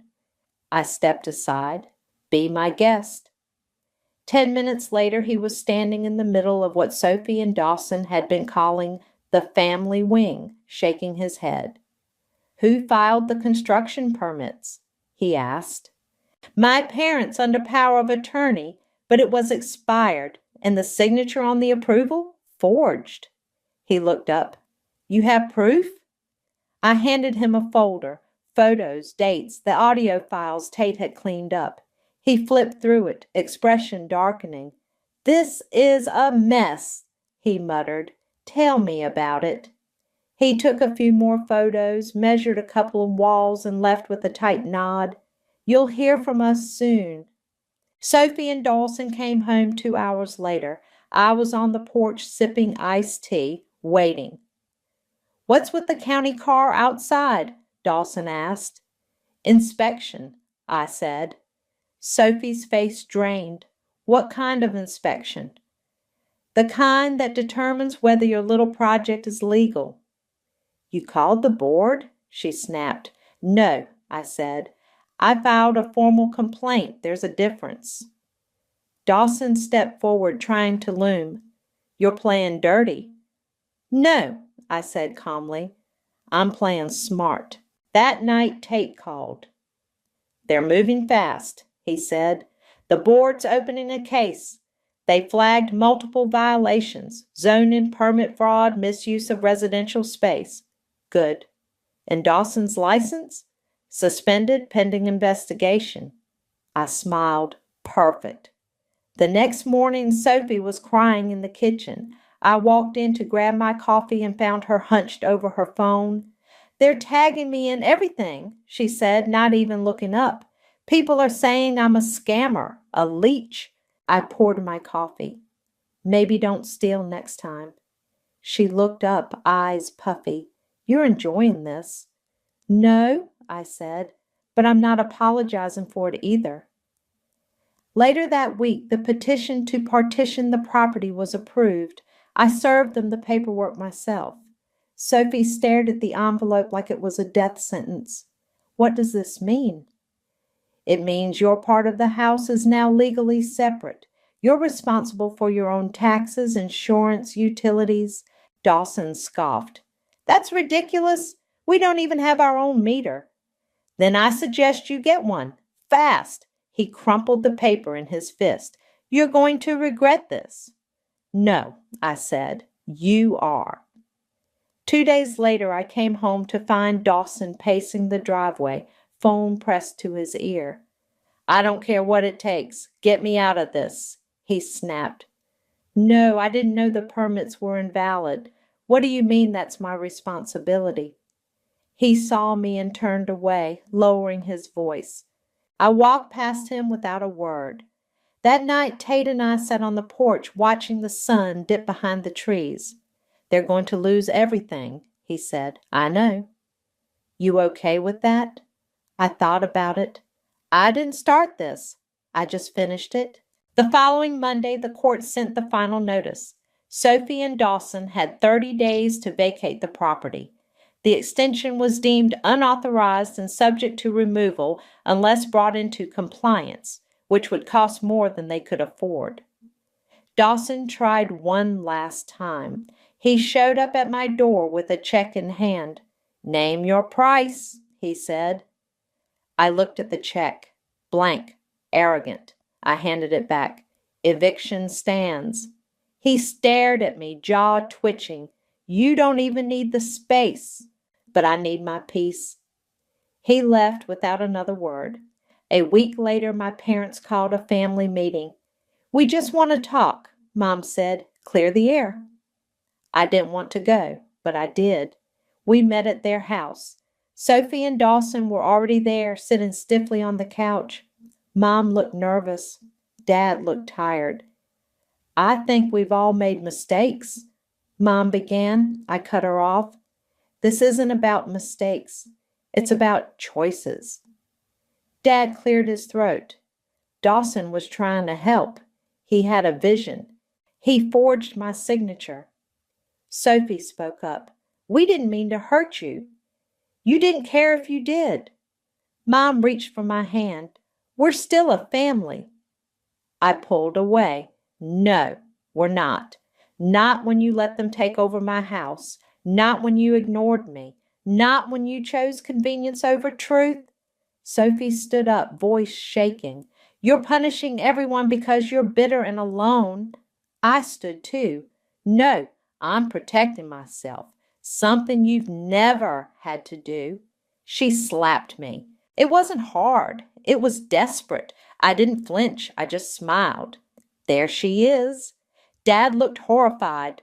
Mom gasped. I turned and walked out. I didn't look back. The war was over, and I'd won. The moving truck showed up on a Thursday morning. I watched from the porch as Dawson barked orders at the two guys he'd probably hired off Craigslist. Sophie stood off to the side, arms crossed, sunglasses hiding her swollen eyes. They didn't speak to me. They didn't even look my way. I didn't offer to help. I just sipped my coffee and let the sound of boxes slamming into the truck be my music. By noon, the extension was empty. The walls echoed. The dream wing was now just drywall and regret. Wayne showed up around 2. "You ready?" he asked. I nodded. "Let's do it." He walked the perimeter with a clipboard, measuring and marking. "The court order says we can remove everything added after the permit was filed. That includes the deck, the second entrance, and the utility hookups." "Good." He looked up at me. "You sure you want to go through with this?" "I'm sure." He nodded. "All right. We'll start demolition tomorrow." Sophie came back around 4, alone. She didn't knock, just walked right in like she still lived here. I met her in the hallway. "You forgot something?" I asked. She held out a small box. Inside was a photo of us as kids. Matching dresses, gap-toothed smiles, holding hands in front of the fireplace. "I thought maybe you'd want it," she said. I took the box and set it on the table. "Thanks." She looked around like she was seeing the house for the first time. "We really messed this up." I didn't answer. "I thought we were building something," she said. "I didn't realize we were burning everything down." I leaned against the wall. "You didn't care who got hurt. That's the difference." "I was scared," she said. "We were drowning in debt. Dawson kept saying this would save us." "And you believed him?" She nodded. "I wanted to believe someone, anyone. I didn't think you'd fight back." I looked at her. "That's your problem. You never thought I'd stand up." She wiped her eyes. "Mom and Dad are mad at you." "I know. They say you're tearing the family apart." I shrugged. "Then maybe it wasn't much of a family to begin with." She didn't argue. Before she left, she turned at the door. "If I ever have kids, I hope they grow up to be more like you." I didn't know what to say to that, so I said nothing. The next day, the demolition started. Wayne's crew worked fast. By the end of the week, the extension was gone, just like that. The foundation was ripped up, the walls hauled off, the dream reduced to rubble. The county held an auction for the salvaged materials. Cabinets, fixtures, even the fancy light fixtures Sophie picked out on credit. Most of it sold for pennies. The money went straight to cover the back taxes. I didn't keep a dime. Mom called once, left a voicemail. "We didn't know it would go this far. Please, Christine, don't let this be the end." I didn't call her back. Dad sent an email, just one line. "You've made your point." I deleted it. I visited the cemetery that Sunday. The wind was sharp, but the sky was clear. I sat by his grave for a long time. "You always said I was too forgiving," I said. "Guess I finally proved you wrong." I laid a single hydrangea on the headstone. The ones we'd planted together were gone now, dug up during the construction. But I'd replant them in the spring in clean soil. As I stood to leave, I felt something shift inside me. Not peace exactly, but something close, like I could breathe again. When I got home, Wayne was waiting on the porch. "Weird question," he said. "You ever think about a greenhouse?" I raised an eyebrow. "Why?" He smiled. "You got the space now, and I owe you one for dragging me into this circus." "I dragged you?" He laughed. "Okay, maybe I volunteered." I thought about it. Yeah, maybe. Something simple. Glass walls, raised beds. He nodded. "We can draw up plans next week." I looked at the empty patch of dirt where the extension used to be. For the first time, it didn't make me angry. It just looked like a blank canvas. "Let's do it," I said. The war was over, and I was finally home. The auction was held in a dusty parking lot behind the county building. Rows of folding chairs, a few curious onlookers, and a sad lineup of what used to be Sophie and Dawson's dream. Kitchen cabinets, a clawfoot tub, French doors still wrapped in plastic, all of it tagged and numbered, ready to be picked apart by strangers. I stood off to the side with my arms crossed as the auctioneer barked through a megaphone. "Lot 27, custom marble countertop starting at $50. A man in a flannel jacket raised his hand. It sold for $75. Wayne showed up halfway through. He handed me a coffee without a word and stood beside me, watching the pieces of the extension disappear one by one. "They really poured money into this," he said. "Money they didn't have." He nodded slowly. "You okay?" I didn't answer right away. Then I said, "I thought it would feel better." "Doesn't?" "It does," I said. "Just not the way I expected." He didn't push. After the last item was sold, a county clerk handed me a receipt. The total came out to just under $7,000. Every cent went to cover the balloon property taxes. The rest gone. No refunds, no credits. I signed the paper and handed it back. Sophie and Dawson didn't show. They were long gone by then, moved into a rental 2 towns over. Word was Dawson was working under someone else's real estate license now, showing condos part-time. Sophie had gone quiet on social media. No more curated brunch photos. No more family goals, hashtags, just silence. I didn't hear from them again. Mom sent one last text. "I hope you're happy. You've broken this family." I stared at it for a long time. Then I blocked her number. Some bridges don't burn. They rot slowly until one day you step on them and fall through. I wasn't falling anymore. A week later, I stood in the backyard with Wayne, looking at the empty patch of dirt where the extension used to be. He unrolled a set of drawings on the patio table. "Greenhouse here," he said, pointing. "Raised beds along the back. We can run water lines through the old utility trench, solar panels on the roof." I traced the outline with my finger. "You think it'll get enough sun?" "Plenty. You got the best angle on the block." I smiled. "Let's start Monday." The next morning, I visited the local nursery, bought a tray of seedlings, tomatoes, basil, lavender. I carried them home like they were something fragile and sacred. Wayne and his team showed up on schedule. No delays, no drama, just quiet progress. By the end of the week, the frame was up. Glass panels followed, then the shelves, then the soil. It was beautiful, simple, clean, full of potential. Just like the house used to feel before they tried to take it from me. Tate came by to see it. "Damn," he said, stepping inside. "This is nicer than my apartment." I laughed. "You helped make it happen." He looked around. "You know, you could rent this out for weddings or sell herbs, something passive." "I don't want passive," I said. "I want peace." He nodded. "You earned it." Before he left, he paused at the door. "I meant to ask, you ever hear from your parents?" "No." "You think they'll come around?" I shook my head. "They already made their choice."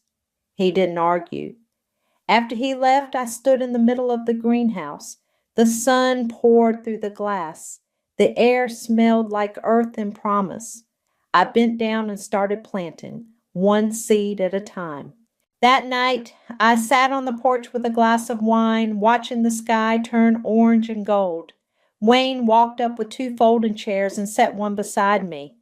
"You okay?" he asked. "I think so." He nodded. "Good. You deserve that." We sat in silence for a while, then he said, "You know, if you ever want to build another wing." I laughed. He grinned. "Kidding. Mostly." I looked out at the yard, at the greenhouse, at the house I'd fought for. "No more wings," I said, "just roots." And for the first time in a long time, that felt like enough. I was in the greenhouse, gently misting the basil, when I heard footsteps crunching on the gravel path. "Smells like a pizza place in here," Tate said, ducking through the door, "in the best way." "Fresh basil," I said, spraying one last leaf before setting the bottle down.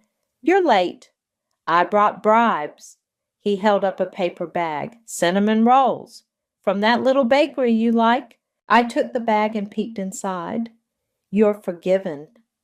Wayne showed up a few minutes later, toolbox in hand. "You two eating without me?"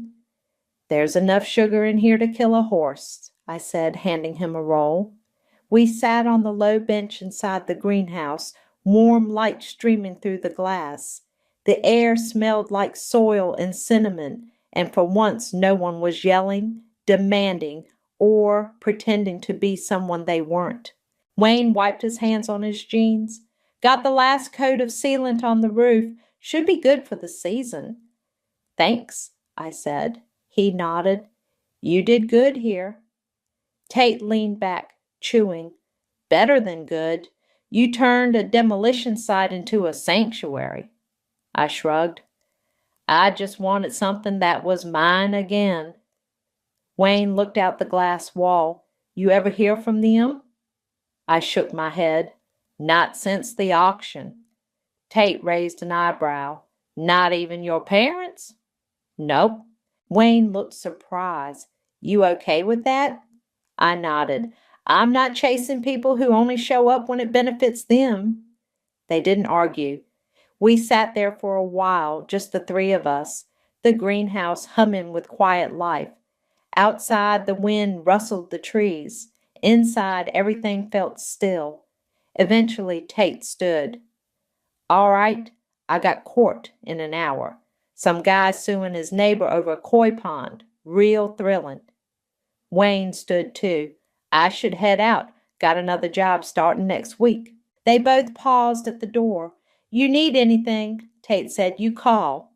Wayne added, "And if you ever want to expand—" "No wings," I said, smiling. He grinned. "Right, just roots."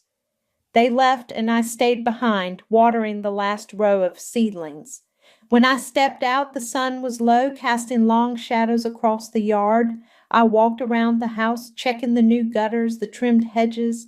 Everything was clean, quiet, mine. Then I saw her. Sophie. standing at the edge of the driveway, arms crossed, eyes hidden behind sunglasses. I didn't say anything, just waited. She took a few cautious steps forward. I saw the greenhouse. I nodded. Built it where your nursery used to be. She flinched. I didn't come to fight. Then why are you here? She pulled something from her bag, a small envelope. She held it out. I didn't take it. It's not money, she said. It's a letter from Mom. I raised an eyebrow. She couldn't send it herself. She's embarrassed. She should be. Sophie lowered her hand. I don't expect you to forgive us. Good. But I wanted to say it anyway. I'm sorry. I looked at her. Really looked. She was thinner, paler, her hair pulled back in a messy bun, none of the usual polish. There was no Dawson in sight, no matching outfits, no curated smiles. I lost everything, she said. Our savings, friends. Dawson's license is still suspended. We're renting a one-bedroom. I'm working part-time at a preschool. I didn't say anything. I know I deserve this, she said, but I also know you didn't deserve what we did to you. I finally took the envelope. You're right, I didn't. She nodded. I won't bother you again. She turned to leave. Sophie. She stopped. I hope you mean it. She looked over her shoulder. I do. Then she was gone.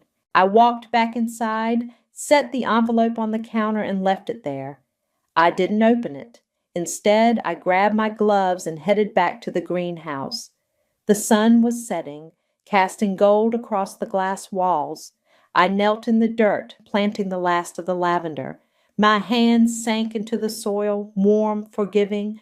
No more noise, no more lies. Just the sound of water, wind, and the quiet rhythm of something growing. Justice didn't come with fireworks. It came with silence and a view. The acceptance letter trembled in my hands as tears blurred the university letterhead. After 3 years of advanced placement classes, robotics competitions, and endless studying, I'd done it. Massachusetts Institute of Technology wanted me. We did it! I squealed, throwing my arms around Naomi, who'd been pacing my bedroom floor waiting for me to open the email. MIT, full engineering program. My name is Josephine, and that moment was supposed to be the beginning of my dreams coming true. Instead, it became the catalyst for destroying my family. Your grandparents would be so proud, Naomi said, squeezing me tight. Their college fund is finally going to good use. I nodded, thinking of Gran and Pop's faces when they'd told me about the education trust they'd set up.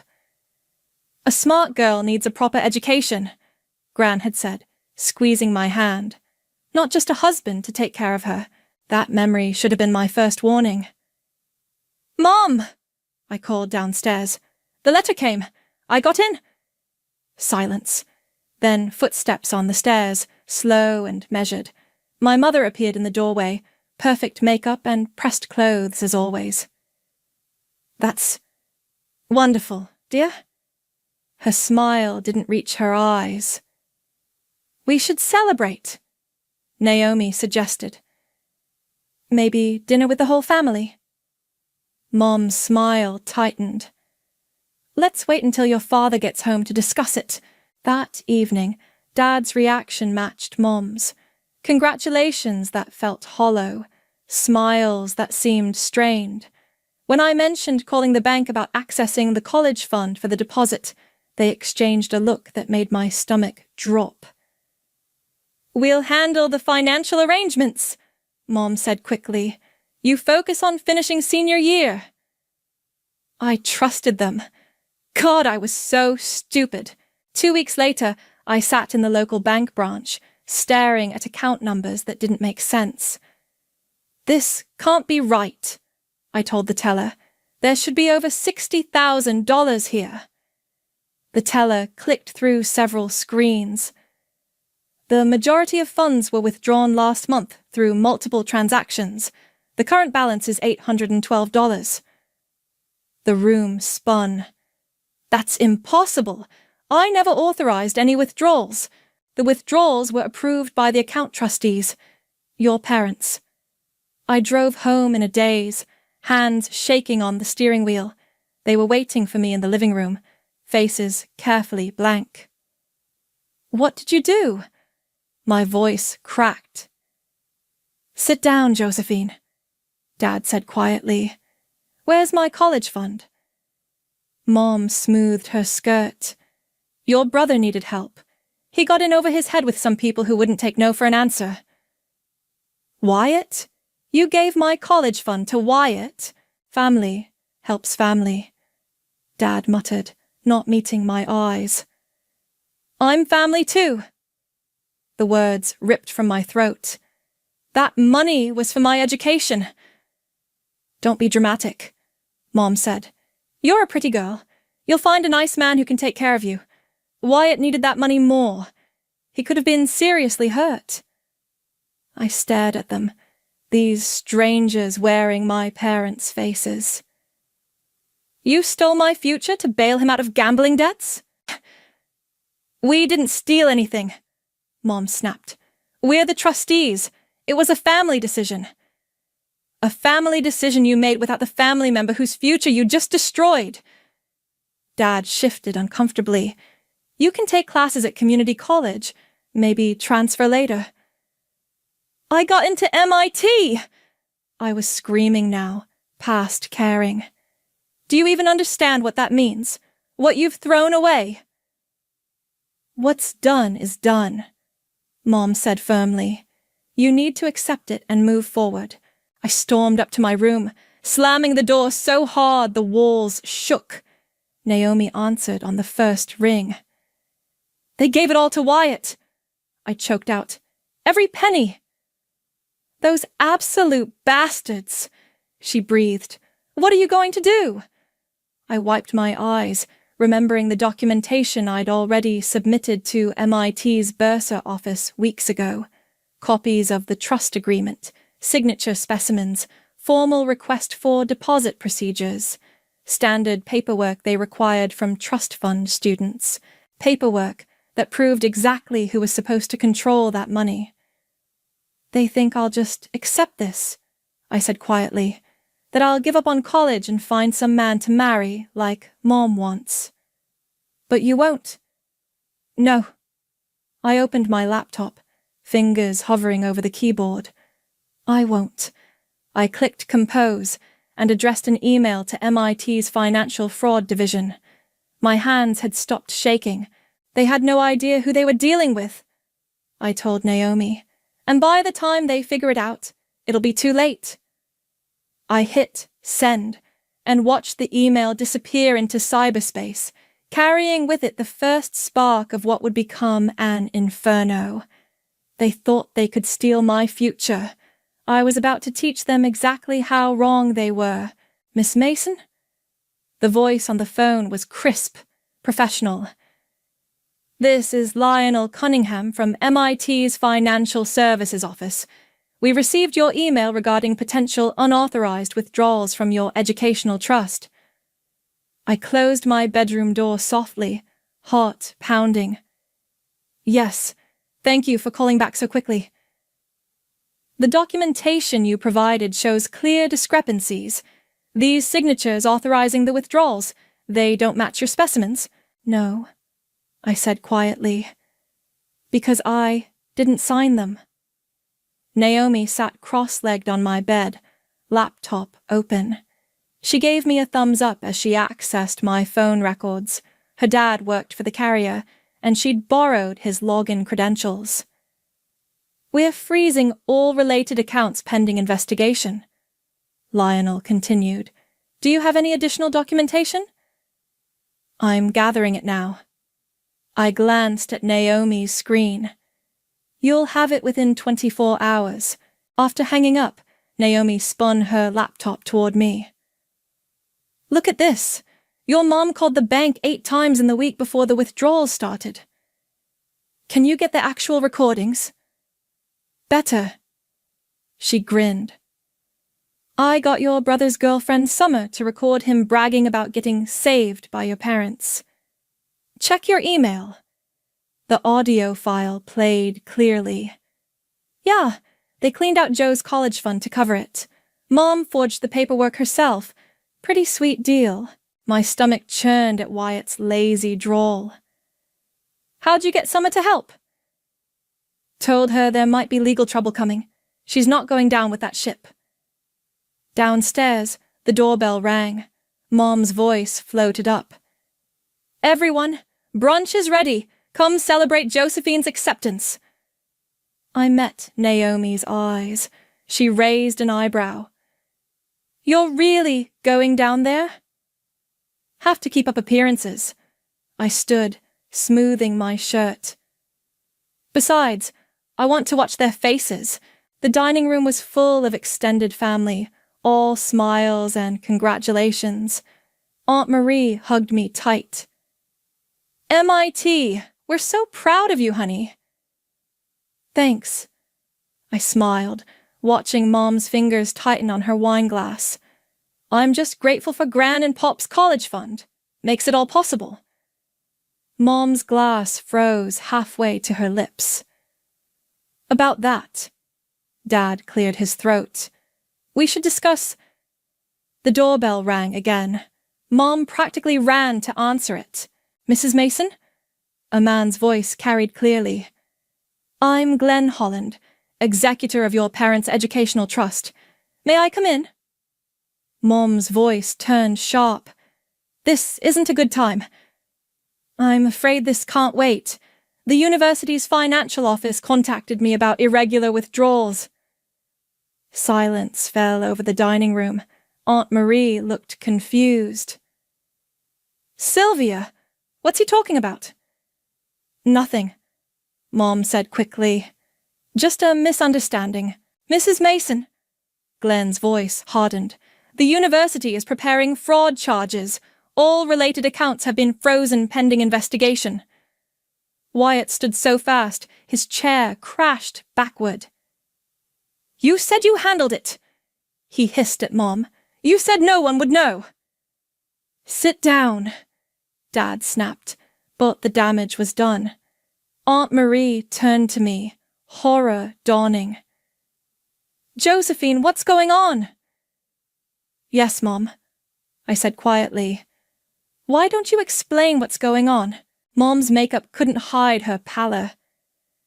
This is a private family matter. The trust fund was private too, I cut in, until you stole it. Gasps around the table. Glenn stepped into the dining room, documents in hand. Perhaps everyone should leave, Dad suggested weakly. Why? My voice carried clearly. Isn't family supposed to help family? Isn't that what you said when you forged my signature to bail out Wyatt's gambling debts? You ungrateful little... Wyatt started forward, but Aunt Marie grabbed his arm. You did what? She demanded. We had no choice, Mom's voice cracked. He was in danger. So you sacrificed my future instead. I stood slowly. But you forgot something, Mom. I'm not as helpless as you think. Glenn cleared his throat. Mrs. Mason, the university requires full repayment within 30 days, or they'll proceed with criminal charges. Criminal? Dad whispered. Fraud? Forgery? Theft? Glenn listed off. The evidence is quite clear. Mom turned to me, tears welling. Josephine, please, we're your parents. And I'm your daughter, the one whose future you stole. I walked to the door, Naomi right behind me. Maybe you should have remembered that before you decided I was worth sacrificing. As we left, I heard Aunt Marie's disgusted voice. Sylvia, how could you? In my car, Naomi squeezed my hand. You okay? I started the engine, watching my family's world begin to crumble through the dining room windows. I'm just getting started. The university's notification of frozen assets would hit their accounts any minute. Phase 1 was complete. Now, for Phase 2. The banging on my bedroom door started at 6 a.m. "Open up, Joe. We need to talk." I ignored Wyatt's demands, continuing to pack my overnight bag. After yesterday's brunch disaster, I wasn't taking chances. "Come on!" His fist rattled the door. "You're destroying this family!" "That's rich, coming from you," I called back. "Look, I'm sorry about the money, okay? But this legal stuff has to stop. Mom's a wreck." I yanked the door open, making him stumble. "A wreck? Because her theft got exposed?" Wyatt's eyes were bloodshot, his designer clothes rumpled. "They were trying to help me. With my future, my money." "I'm your brother. Family's supposed to—" "Don't!" I held up my hand. "Don't you dare say family helps family right now." My phone buzzed. Naomi. "Found something big. Come over ASAP." "Where are you going?" Wyatt demanded as I shouldered past him. "Away from you." Mom intercepted me at the bottom of the stairs, still in her silk robe. "Josephine, please. We can fix this." "Fix what? The fraud? The forgery? Or just your reputation?" "We'll find another way to pay for college. You mean I should find a rich husband?" I mimicked her tone. "Focus on being pretty instead of smart?" Her face hardened. "You're being cruel." "No, Mom. I'm being honest. There's a difference." Dad appeared from his study, waving papers. "The bank's frozen everything. Even accounts not connected to the trust. We can't pay our bills." Should have thought of that before committing fraud. 20 minutes later, I burst into Naomi's room. "What did you find?" She spun her monitor toward me. "Remember how Summer mentioned a bookie named Glenn? Different Glenn than the trust executor?" "Yeah." "Look who else paid him recently." She pointed to a Venmo transaction list. My mouth went dry. "That's Mom's private account." "She's been paying him for months, way before they drained your fund." Naomi pulled up more screenshots. "And look at these text messages Summer forwarded." The texts showed Wyatt bragging about Mom handling his debts, dating back almost a year. They'd been planning this. "They knew," I whispered. "They always knew they'd take my money." "There's more." Naomi hesitated. "Your mom. She didn't just forge your signature once. She's been practicing. Summer found these in Wyatt's desk." The photos showed dozens of attempts at copying my signature. Mom had been preparing for months. My phone rang. Glenn Holland, the executor. "Josephine, we've uncovered something disturbing. Your mother attempted to access the trust's remaining balance this morning using another forged document." My laugh was hollow. "Of course she did." "The university's legal team is escalating. They're filing official charges tomorrow." After hanging up, I sank onto Naomi's bed. What kind of mother does this? The kind who's about to face consequences? Naomi's fingers flew over her keyboard. "Summer just sent more screenshots. Want to see?" I nodded. The messages showed Wyatt panicking to Summer. "Mom's losing it. Dad's talking about mortgaging the house. This wasn't supposed to blow up like this." Another buzz. A text from Mom. "Please come home. We need to talk as a family." "Don't go," Naomi warned. "I won't." I started forwarding everything to my secure email. "But I need one more thing from Summer." "What?" "Evidence of exactly where my money went. Every transaction." Naomi grinned. "Already on it. Summer's sending bank statements now. Your brother's girlfriend is surprisingly helpful when she's scared." Fear's a powerful motivator. I watched the documents pour in. "Just Ask my parents. My phone buzzed again. Aunt Marie, this time. Just heard from your mother. She's claiming this is all a misunderstanding. Is that true? I sent back the forged signature practice sheets. Her response came quickly. Oh my God! I'll call Glenn Holland myself. This ends now. Your aunt's pretty fierce, Naomi observed. Mom forgot something important, I said, watching more family members text their shock and support. She's not the only one with connections. Another text from Wyatt. You're really going to let them press charges against our own parents? I typed back 4 words. You made your choice. Then I blocked his number and turned to Naomi's computer. Show me everything else Summer sent. Every transaction, every message, every lie. It's pretty brutal, she warned. Good. I pulled up a chair. Because so am I. The documents painted a clear picture. Months of planning, deliberate deception, and a mother who chose one child's gambling debts over another child's future. They thought family meant protecting Wyatt at all costs. I was about to show them just how wrong they were. The subpoena arrived during Mom's weekly book club meeting.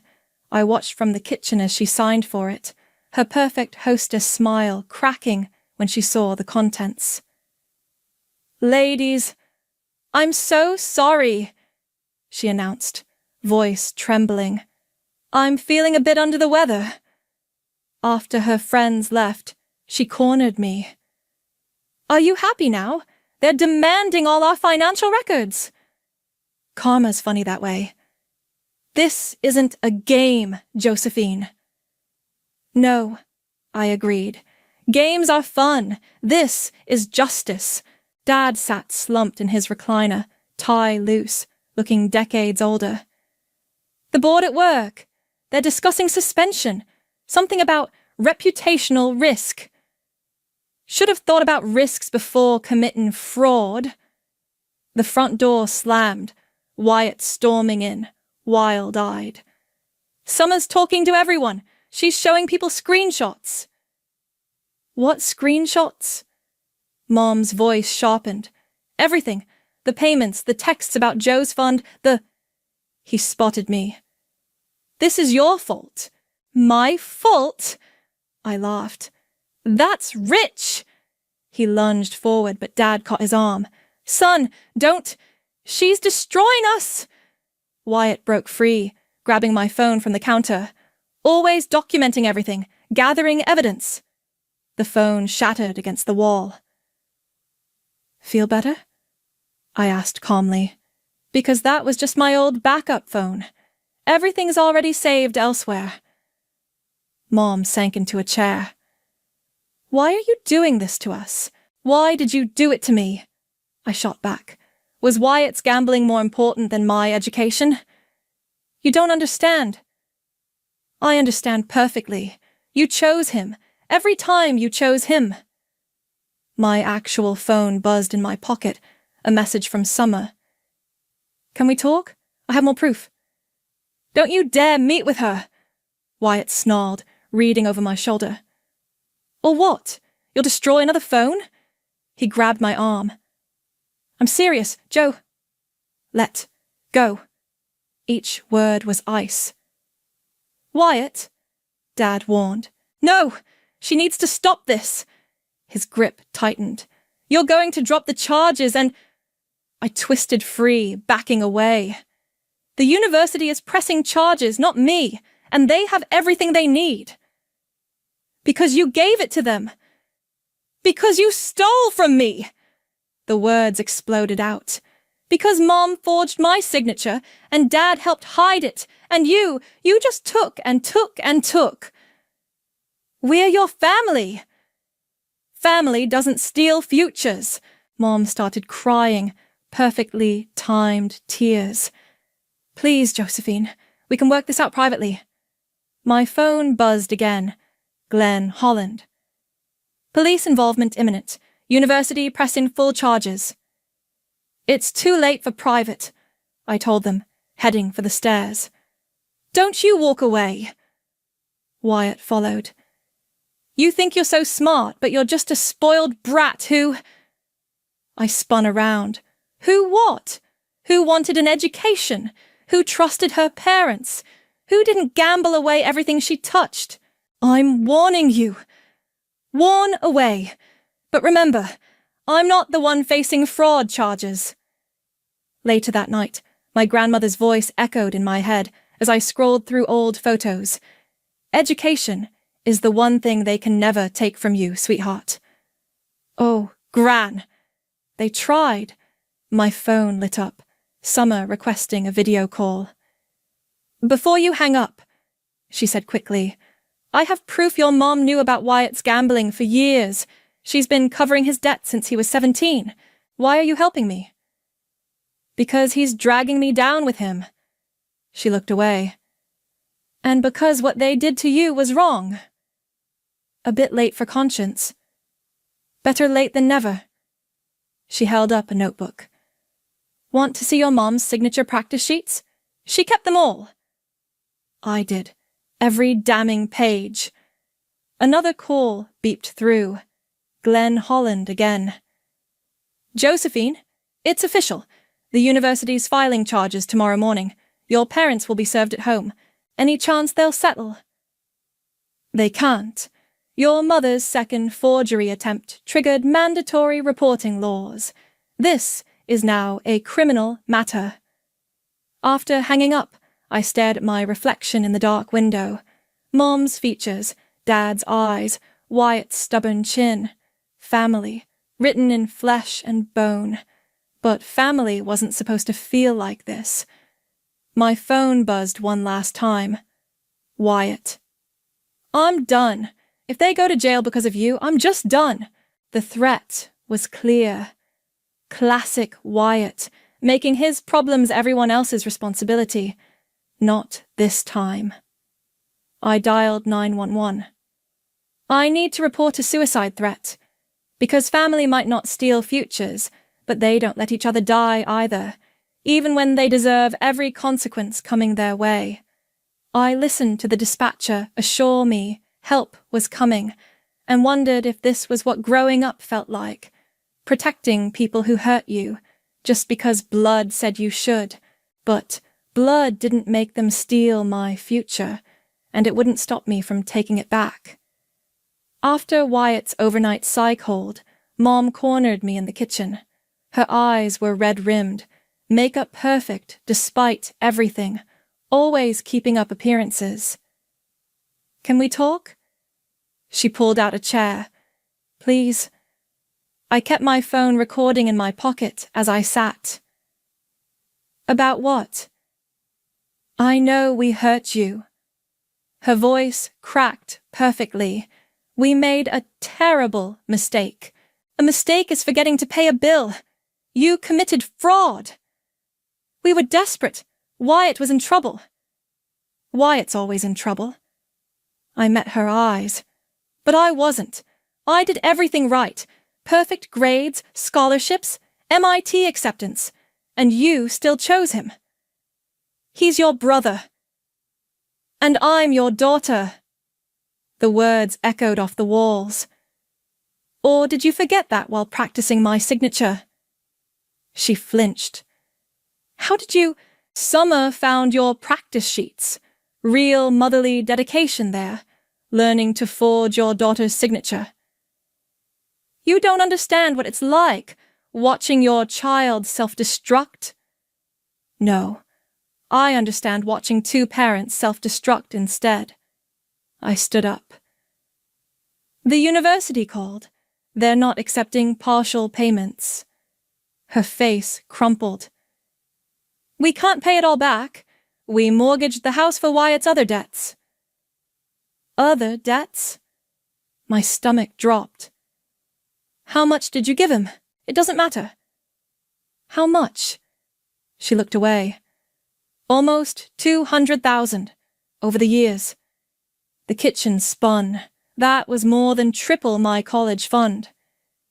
Where did you get that money? We borrowed, refinanced, your father's retirement. She wiped her eyes carefully, not smudging her mascara. The country club committee is voting today on my membership. They're saying I'm an embarrassment. Of course. She was more worried about social standing than jail time. My phone buzzed. Naomi. You need to see this. Your Aunt Marie found something big. I have to go, I told Mom. Please. She grabbed my arm. We're still family. I shook her off. Family doesn't steal futures. Naomi was waiting in her car outside. Your Aunt Marie called. Apparently your parents didn't just take your college fund. What? She handed me her tablet. They took your inheritance from your grandparents too. The college fund was just part of it. There was supposed to be more when you turned 25. The documents blurred as tears filled my eyes. How much? Another 100,000. She squeezed my hand. Your aunt found the paperwork in your grand's old files. She's furious. My phone rang. Dr. Clayton from the university's engineering department. Josephine? I heard about your situation.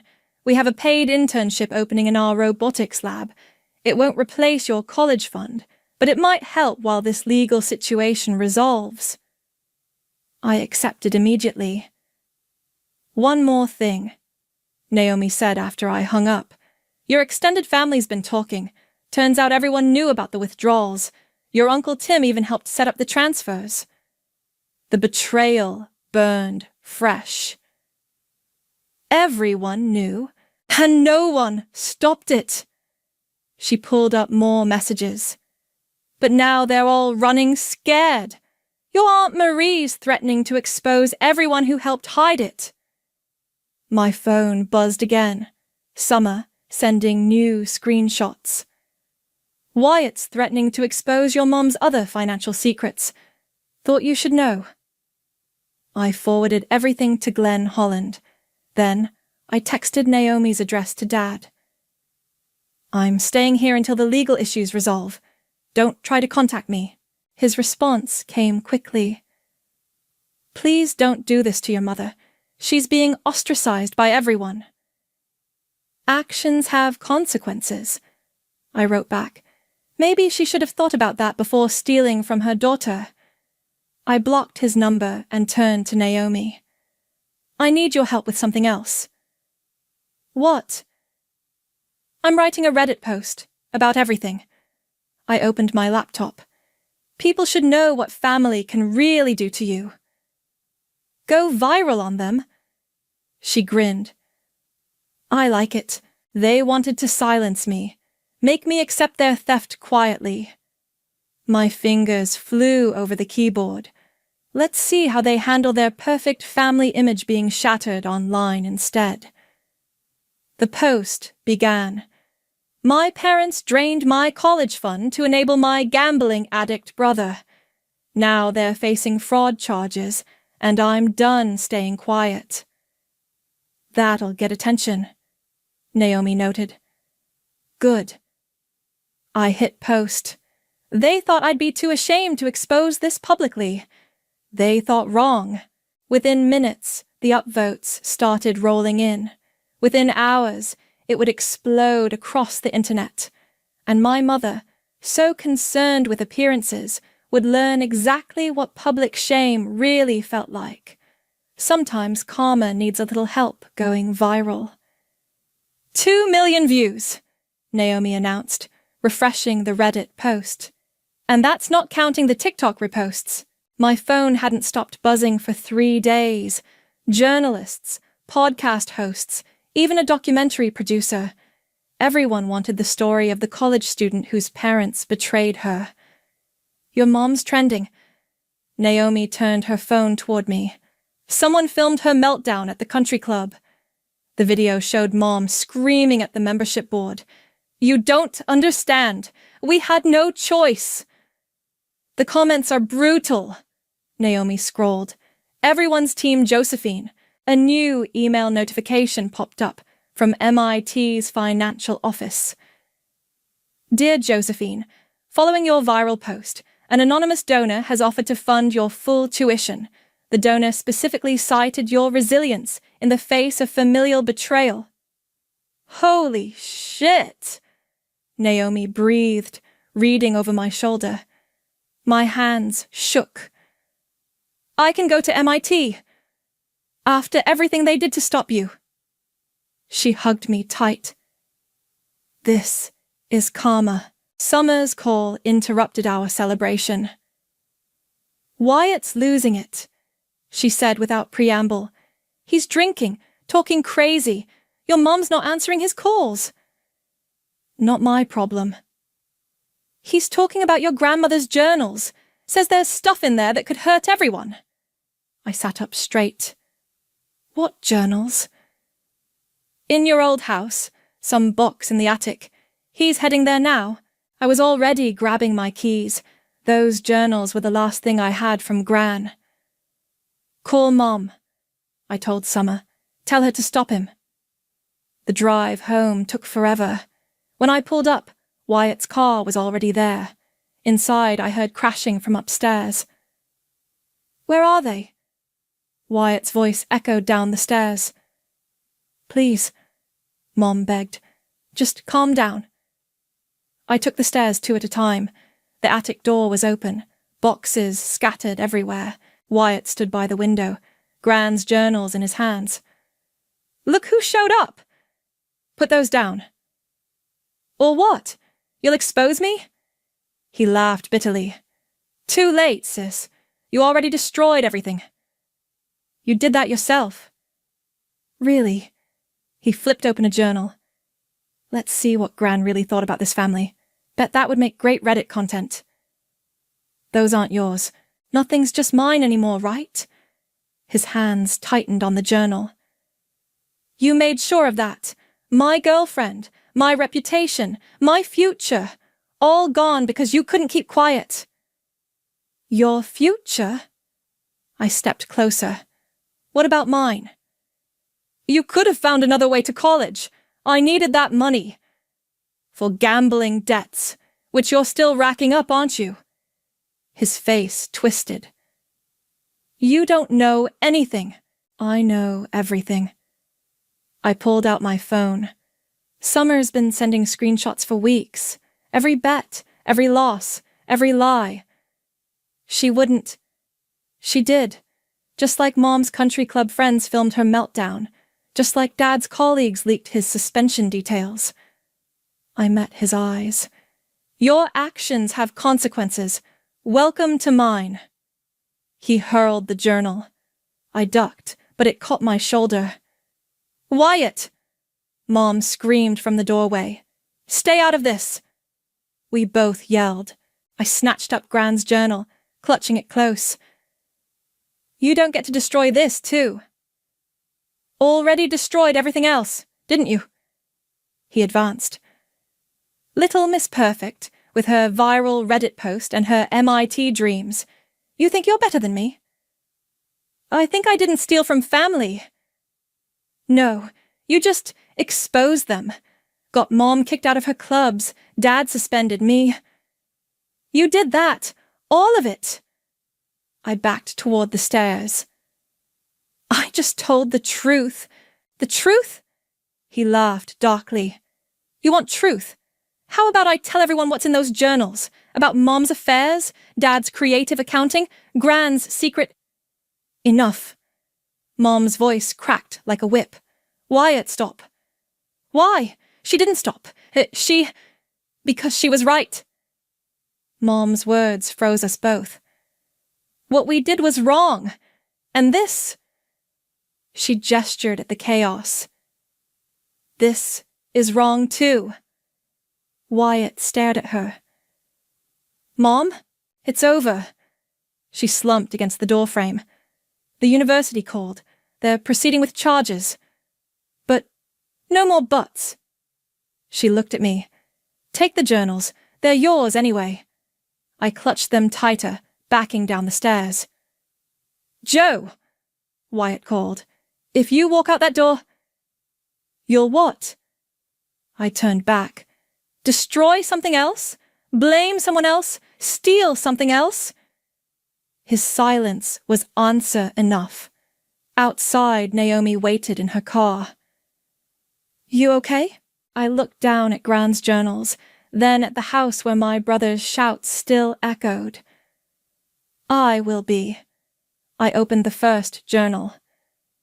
Let's see what other truths need exposing. Because sometimes the only way to rebuild is to tear everything down first. The courthouse steps were cold under my feet as I waited for my parents to arrive. Their final hearing, the one where they'd formally confess to avoid jail time. "You don't have to be here," Naomi reminded me. "Yes, I do." Their car pulled up. Mom emerged first, designer suit replaced by something modest from a department store. Dad followed, shoulders slumped. No sign of Wyatt. "He's still in rehab," Mom said, catching my look. 30-day program. "Voluntary?" "Court-ordered." She tried to smile. "The therapist says he's making progress." "Good for him." Inside, their lawyer waited with Glenn Holland and the university's legal team. The confession was already prepared. "Mrs. Mason," the judge began, "you understand that by signing this, you're admitting to multiple counts of fraud and forgery?" Mom's hand shook as she reached for the pen. "Yes, Your Honor." "And you, Mr. Mason, you're acknowledging your role as an accessory?" Dad nodded mutely. "The university has agreed to drop criminal charges in exchange for full restitution," the judge continued. "That amount being $67,412. Mom started crying. Real tears this time, not the calculated ones I'd grown up watching. "We've sold everything," Dad said quietly. "The house, the cars, my retirement account, it's all there." The judge turned to me. "Miss Mason, as the victim, would you like to make a statement?" I stood, unfolding the paper I'd prepared. Then I saw Mom's face, aged decades and months, stripped of makeup and pretense. I put the paper away. "They taught me that actions have consequences," I said instead. "I hope they've learned the same lesson." The judge nodded. "Very well. Proceed with the signatures." Afterward, in the hallway, Mom caught my arm. "Josephine, please, can we talk?" "About what?" "I know we can't fix this, but—" She swallowed hard. "I'm scared of losing both my children." "You should have thought about that before, I know, but Wyatt's in rehab, actually trying this time. And you're starting MIT soon. She wiped her eyes. "I don't want this to be the end." "What did you expect? That I'd forgive and forget?" "No, but maybe we could try to rebuild." "Somehow." Dad stepped forward. "We're moving to an apartment near your Aunt Marie. Starting over. If you ever wanted to visit—" "Don't." I held up my hand. "Don't push for more than I can give right now." "What can you give?" Mom asked softly. I thought about Wyatt in rehab, finally facing his demons, about Mom's designer life stripped away, about Dad's quiet acceptance of consequences. "Time," I said finally. "That's all I can offer. Time and distance." "Will you at least read our letters?" Dad pulled out 2 envelopes. "When you're ready." I took them, not promising anything. Outside, Naomi waited with Glenn Holland. "It's done," he confirmed. "The university received the full payment this morning." "Thank you," I told him. "For everything." "Your grandparents would be proud." He smiled. "They always said you were the smart one." Mom and Dad emerged from the courthouse, heading toward their old sedan, the only car they hadn't sold. "Josephine," Mom called. "I know it doesn't mean much now, but I'm sorry for everything." I nodded once, not trusting my voice. They drove away, leaving behind the ashes of our former life. "You okay?" Naomi asked. "No." I pulled out Gran's journal. "But I will be." The journal entry I'd bookmarked caught my eye. Sometimes the hardest lesson is learning that family isn't just blood, it's choice. Choose wisely, my dear Josephine. My phone buzzed. Summer sending another update. "Wyatt's doing better, actually talking about his addiction. Asked if you'd visit someday." "Someday." I texted back. Another message popped up from MIT's housing office. "Your dorm assignment is confirmed. Welcome to your new home." Home. Such a loaded word now.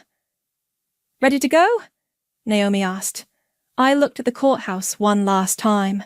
Inside those walls, my parents had finally faced consequences. They'd lost their house, their status, their carefully constructed facade. But maybe they'd gained something too. Truth. Accountability. A chance to rebuild without lies. "Yeah," I said. "I'm ready."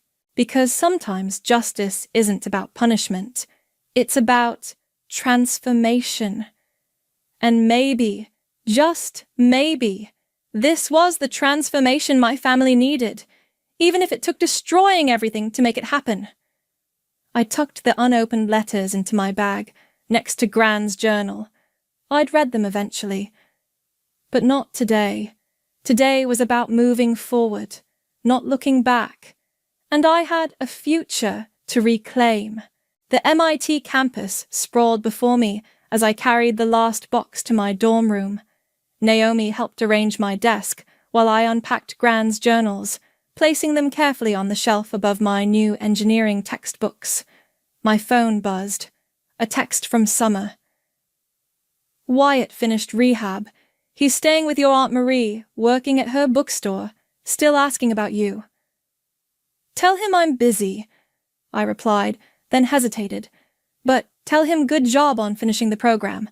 Your Reddit post hit 10 million views," Naomi announced, scrolling her phone. "The comments are wild. People want you to write a book." "Maybe someday." I pulled out the still unopened letters from my parents. Right now, I have other things to focus on. A knock at the door interrupted us. Dr. Clayton stood there, smiling. "Getting settled in?" "Yes, thank you." I gestured at the robotics equipment already dominating half the room. "The internship project is basically my second home. About that." She handed me an envelope. "The anonymous donor who funded your tuition? They want to meet." My heart skipped. "Really?" "Tomorrow at the engineering building. They're quite impressed with your resilience." After she left, Naomi raised an eyebrow. "You going?" "Of course." I checked my phone again. Another text, this time from Mom. "Saw your dorm photos online. Your room looks nice. Hope you're settling in well." It was the kind of normal, motherly text I'd always wanted. Simple. Supportive. No manipulation. "You could text back," Naomi suggested. "Not yet." My laptop pinged. An email from Glenn Holland. "Your parents have completed all restitution payments. The case is officially closed. Also, your Aunt Marie asked me to send you this." Attached was a photo of Wyatt shelving books, actually smiling. He looked healthier, clearer. "Life's weird," I told Naomi. "A few months ago, they were stealing my future. Now you're living it anyway." "Yeah." I picked up Gran's journal, opening to my favorite entry. "Success isn't about winning, dear heart. It's about rising above what tries to sink you." Another knock, this time a floor mate. "Hey, we're having a study group for Engineering 101. Want to join?" "Go," Naomi urged. "Be normal for once." I grabbed my textbook, but paused at the letters on my desk. Mom's neat handwriting, Dad's messy scrawl. Maybe it was time. I opened Mom's first. Dearest Josephine, you were right. About everything.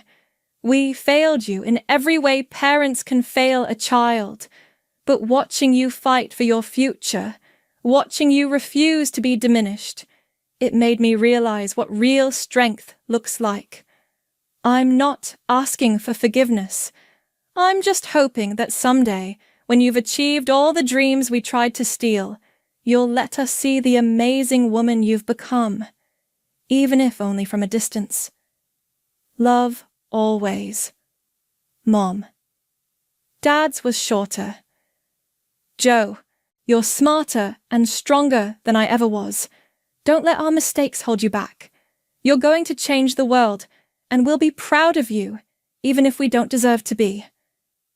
Dad. My phone buzzed one last time. Wyatt. Hey, sis. I know I don't deserve a response. Just wanted to say I'm sorry, and I'm proud of you. That's all. I looked around my dorm room. Engineering books, robotics projects, Grand's journals, the future I'd fought to reclaim. You okay? Naomi asked softly. I picked up my phone and typed, Thanks, Wyatt. Keep doing the work. Then to Mom. Room's coming together nicely. Engineering classes start tomorrow. Finally to Dad. I'm going to change the world. Watch me. Come on, my floor mate called. Study group's waiting. I grabbed my books, ready to join my new classmates, ready to begin. Because sometimes the best revenge isn't about destroying your enemies. Sometimes it's about building yourself up so high they can't help but see you shine. Hey, Naomi.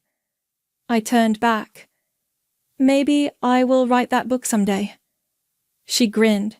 Start with, My parents drained my college fund.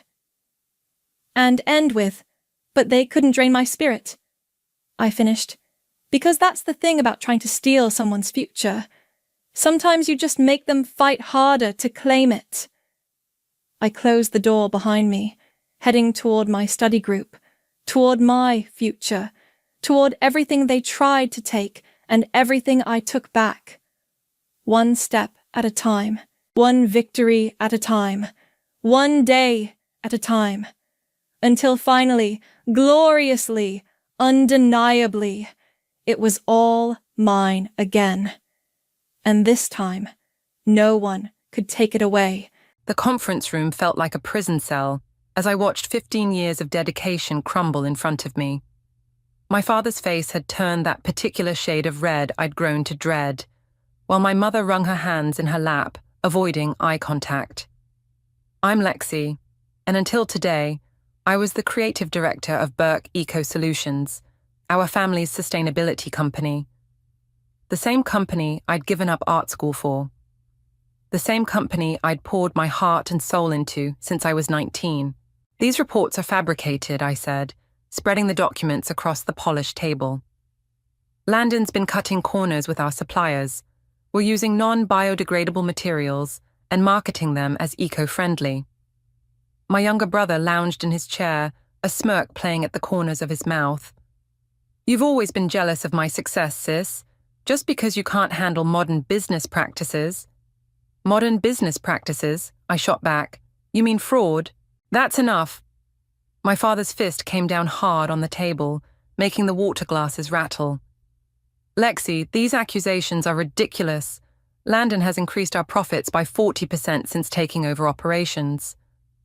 By lying to our customers, everything we built this company on. Times change, my mother interrupted softly. We need to adapt. I pulled up the company website on my tablet, hands shaking. Look at this. 100% sustainable materials. That's a lie. We're no better than the companies we used to criticize. Landon rolled his eyes. God, you're so dramatic. This is business, not your little art projects. The mention of art stung more than it should have. I'd wanted to go to art school since I was 12, but when the family business needed help, I'd put those dreams aside. Now here I was, watching my brother destroy everything we'd built. Dad, I pleaded, remember what you always said. Integrity first, profit second. That was before we nearly went bankrupt, he replied coldly. Landon saved us, by turning us into exactly what we fought against. I stood up, my chair scraping against the floor. I have proof, real proof. If this gets out... It won't get out, Landon cut in, his voice dangerous, because you're fired. The room went silent. I looked at my father, waiting for him to object, to defend me, to remember all the nights I'd stayed late helping him with paperwork, all the weekends I'd sacrificed. Instead, he nodded. It's for the best, Lexi. You're clearly not aligned with our new direction. New direction? I laughed, but it came out more like a sob. You mean selling out everything we believed in? My mother finally looked up. Please, sweetie, don't make this harder than it needs to be. I'm trying to save our company, I was shouting now, tears burning in my eyes. Our reputation, our legacy. Security will escort you out, Landon said, already typing on his phone. Clear your desk by 5. I looked at each of them. My mother's averted gaze, my father's stern disappointment, Landon's satisfied smirk. 15 years of loyalty, reduced to this moment. You're making a mistake, I said, gathering my things. When this comes out, and it will come out, you'll lose everything. My father stood, his voice ice cold. Get out, Lexi. You're not our daughter anymore. The words hit like a physical blow. I straightened my spine, years of suppressed anger finally breaking free. Fine, but remember this moment, Dad. Remember it when it all falls apart. I walked out of that conference room with my head high, past the shocked faces of employees I'd worked with for years.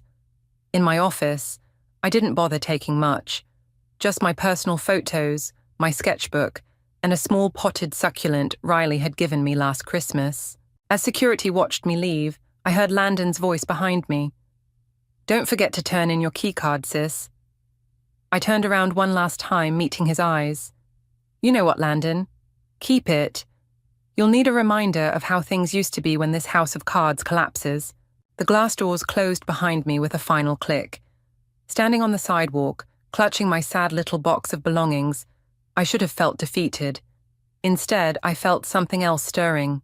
Determination, maybe. Or revenge. My phone buzzed. A text from Riley. Heard what happened. Meet me at Cafe Luna in 20. Think I might have an interesting proposition for you. I smiled, wiping away the last of my tears. They thought they were ending my story, but maybe they were just giving me the push I needed to start a new one. And this time, I'd write it my way. Cafe Luna was packed with the usual afternoon crowd, but I spotted Riley immediately.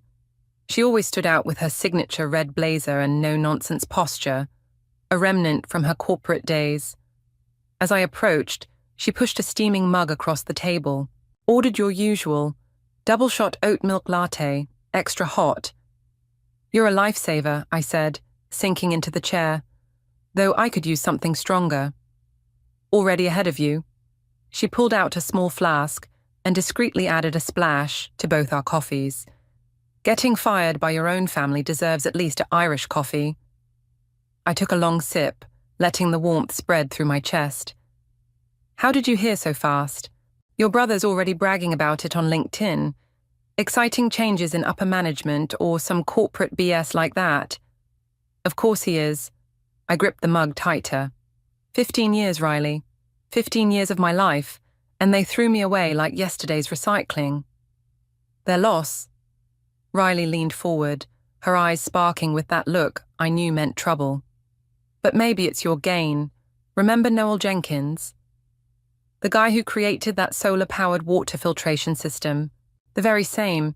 He's looking for partners for a new venture. Sustainable products, but with a focus on design and artistry. The minute I heard what happened, I called him. My heart skipped. Riley, I can't. Yes, you can. She pulled out her tablet, sliding it across the table. Look at this proposal. They need someone who understands both sustainability and aesthetics. Someone who can make eco-friendly products beautiful. I scrolled through the documents, my artist's eye catching on the preliminary designs. They were good, but they could be better. My fingers itched to sketch improvements. "There's more," Riley said, watching my reaction. "Someone wants to meet you, someone big." "Who?" "Angelina Tran." I nearly choked on my coffee. "The Angelina Tran, widow of—" "The same. She's been following your work at Burke for years. Says you're the only one who stayed true to the original vision, but she never meets with anyone. Not since her husband. She'll meet with you, tomorrow morning, her estate." Riley's phone buzzed. "That's Noel now. He can meet us for dinner tonight if you're free." My head was spinning. 24 hours ago, I thought my career was over. Now, what if I'm not ready? I whispered. What if... Stop. Riley reached across the table, gripping my hand. "Remember when I got pushed out of Global Green? You told me something I never forgot. Sometimes being pushed off a cliff teaches you that you had wings all along." I laughed despite myself. "That sounds more profound than anything I'd say." "Well, you were drunk at the time," she grinned. "But you were right. Look at me now, consulting for the top eco firms in the country, making triple what I did before. Sometimes the worst thing that happens to you is exactly what needs to happen." My phone lit up with a text. My mother. "Please reconsider. We can work this out as a family." I turned the phone face down without responding. "You know," Riley said, watching me, "the best revenge isn't destroying your enemies. It's succeeding so spectacularly they have to watch from the sidelines." "I don't want revenge," I said automatically, then paused. "Okay, maybe a little revenge." "That's my girl." Riley stood, gathering her things. "Dinner with Noel at Seven Pines at 7. Wear something that says future CEO who's going to change the world." "I don't have anything that says that." "Yes, you do. That black dress you wore to the Sustainability Awards last year, the one that made your brother's girlfriend jealous." I smiled, remembering. "You're right, I do still have that." "Perfect." Riley headed for the door, then turned back. "Oh, and Lexi, one more thing. Angelina specifically mentioned your art background. Bring your portfolio tomorrow." "My portfolio? But I haven't drawn anything in years. Might want to fix that before morning." She winked. "Sometimes the dreams we give up come back around when we're ready for them." After she left, I sat there for a long moment, staring at my reflection in the cafe window. The woman looking back at me didn't look defeated anymore. She looked ready. I pulled out my old sketchbook from the box of office belongings and opened to a fresh page. My hand remembered the motions, even after all these years, as I began to sketch what could be beautiful, sustainable products that didn't compromise either aesthetics or ethics. My phone buzzed again. This time it was Landon.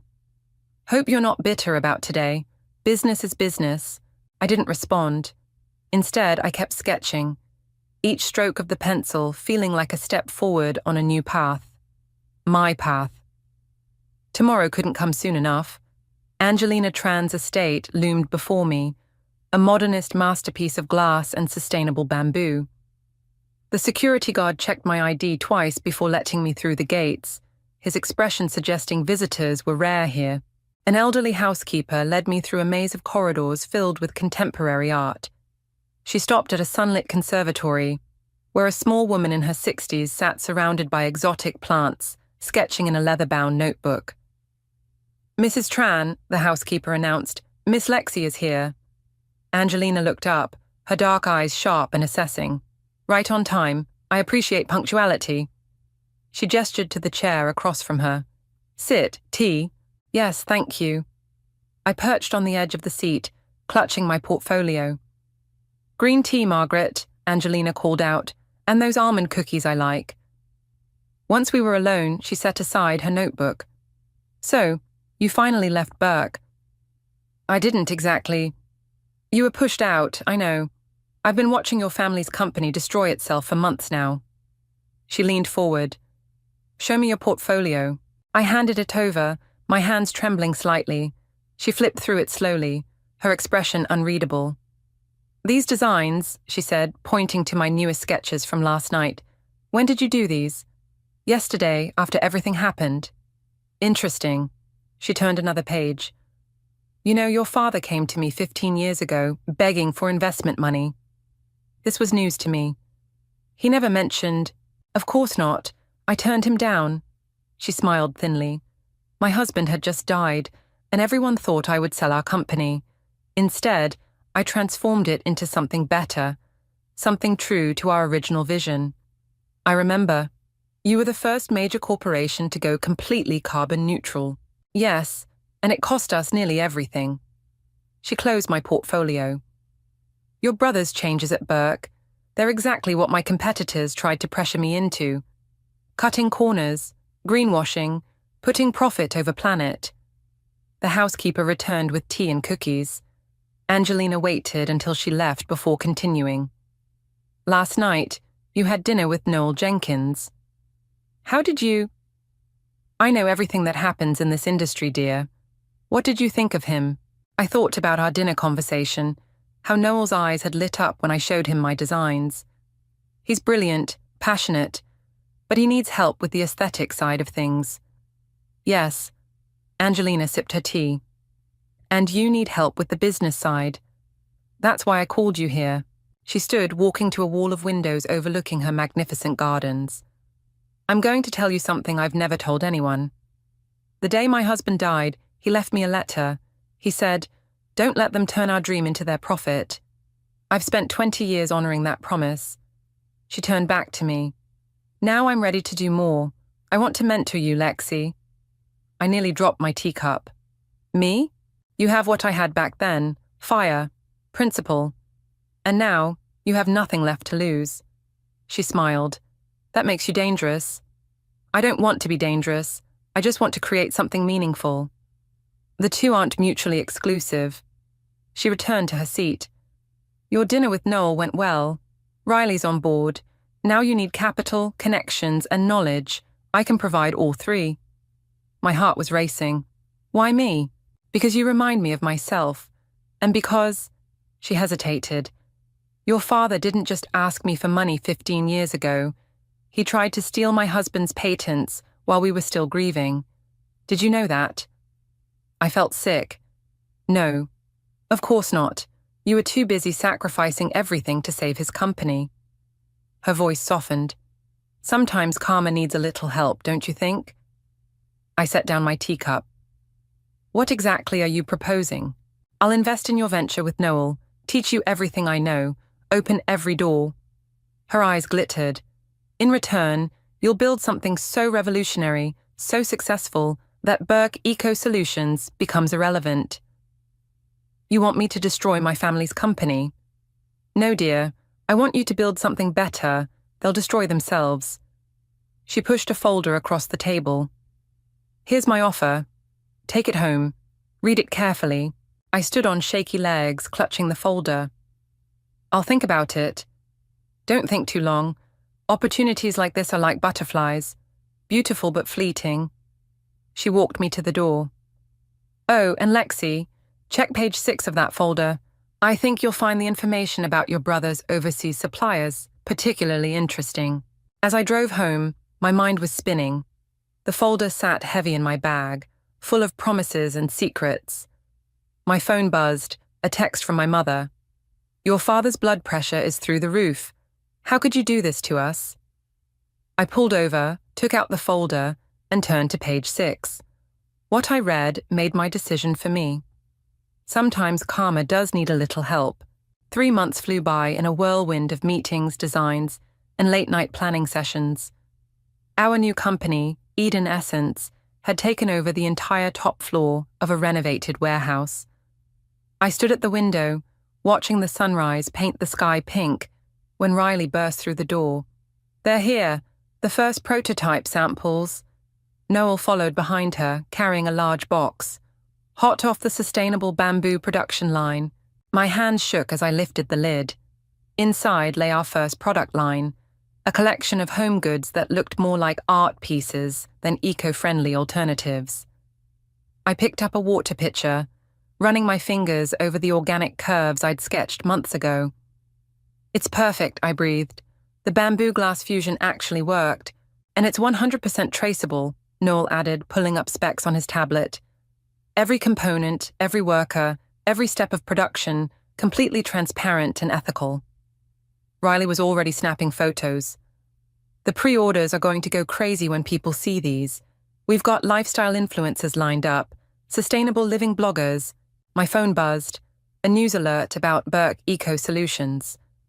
I opened it, my heart stopping as I read the headline.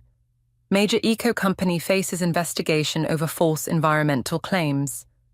"Guys," I said, turning my phone around. "Look." Riley whistled low. "Wow, someone leaked documents about their overseas suppliers." "Someone?" Noel raised an eyebrow at me. "Not me." I set the phone down, though I might know who did.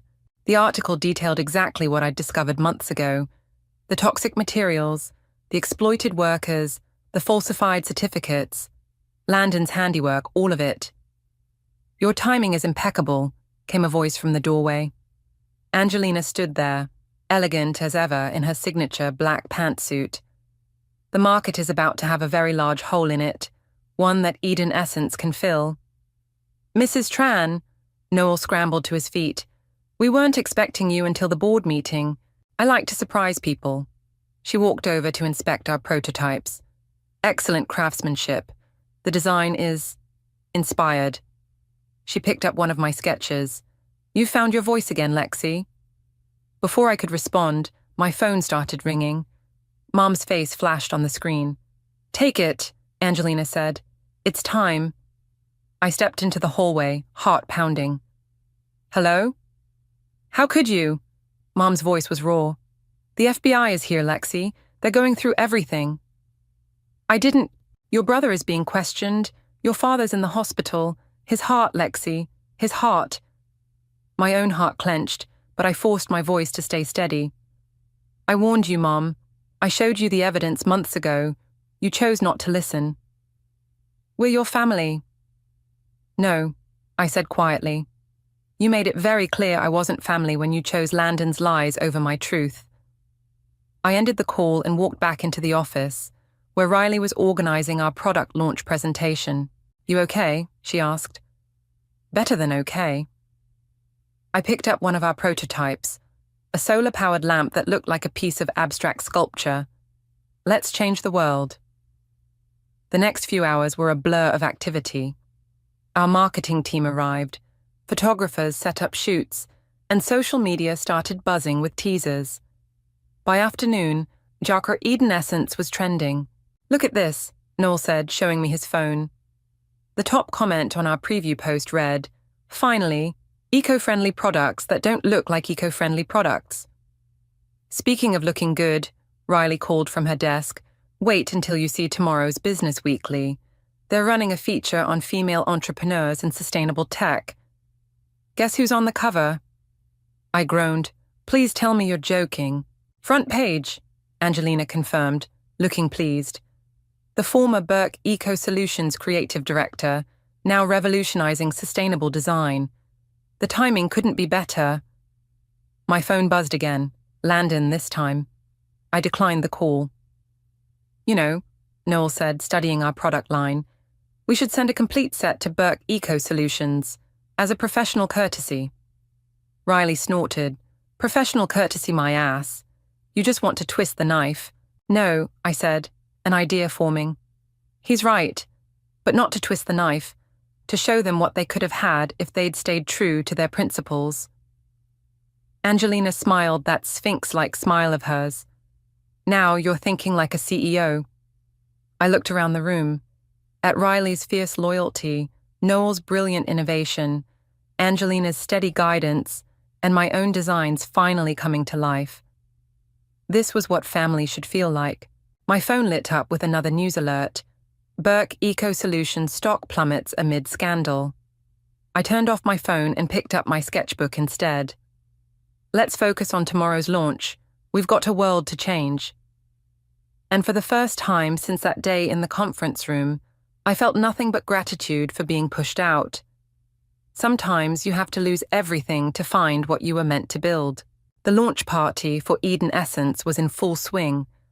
Our renovated warehouse transformed into an eco-chic wonderland. Every major player in sustainable business was there, admiring our products displayed like museum pieces under soft, energy-efficient lighting. "Another magazine wants an interview," Riley said, appearing at my elbow with 2 glasses of organic champagne. "Forbes this time." I took a sip, watching the crowd. "How's the pre-order numbers?" "Off the charts. We've had to triple our production capacity." She grinned. "And Burke Eco Solutions just announced major layoffs." Before I could respond, a familiar voice cut through the crowd. "Lexi!" My mother stood near the entrance, looking smaller than I remembered in her designer suit. The room suddenly felt too warm. "I've got this," Riley said, moving to intercept her, but I caught her arm. "No, let her come." Mom wound her way through the crowd, her eyes darting around the space. "This is impressive. What are you doing here?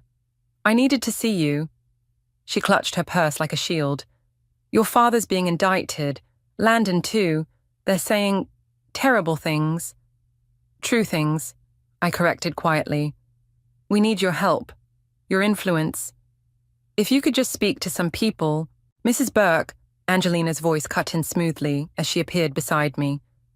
"How lovely to see you after all these years. I trust your husband's blood pressure has improved." Mum's face went pale. You did this." "No, your son did this.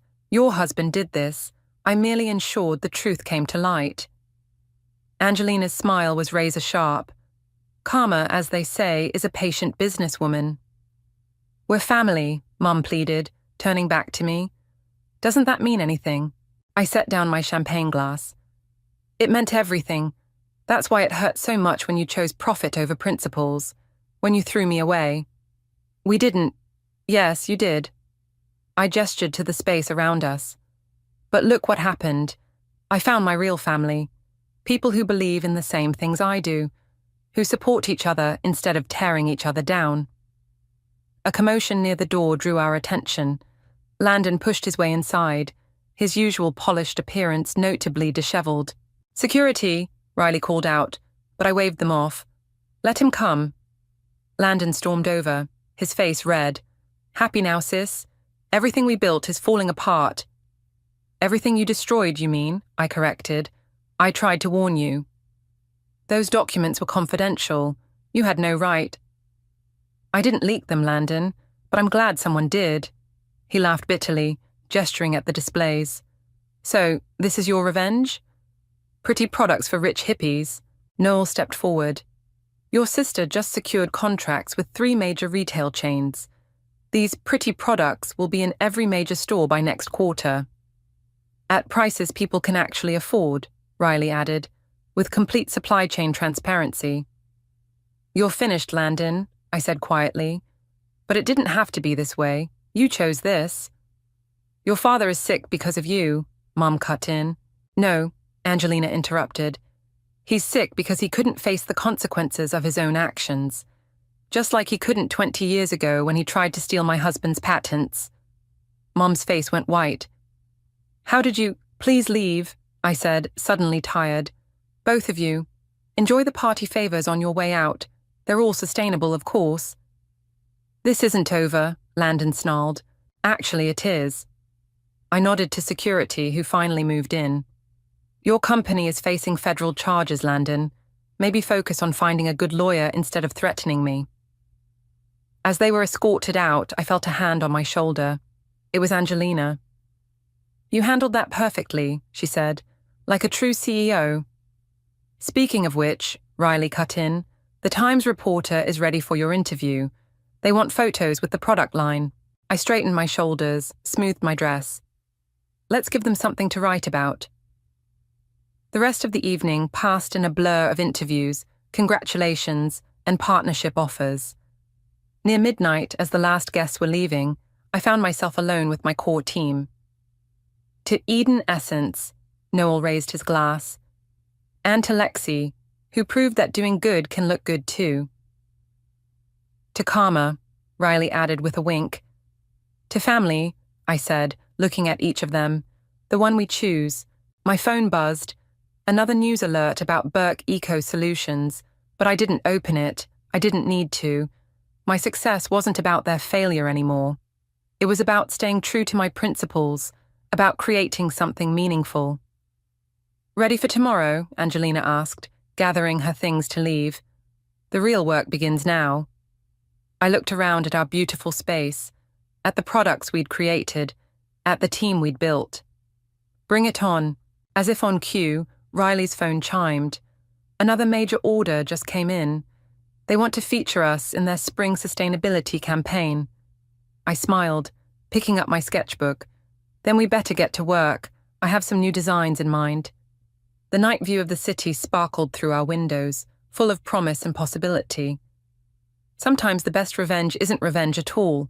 It's living well, on your own terms. The courthouse steps were crowded with reporters when I arrived. 6 months had passed since our launch, and today was Landon's sentencing hearing. I hadn't planned to come, but something pulled me here.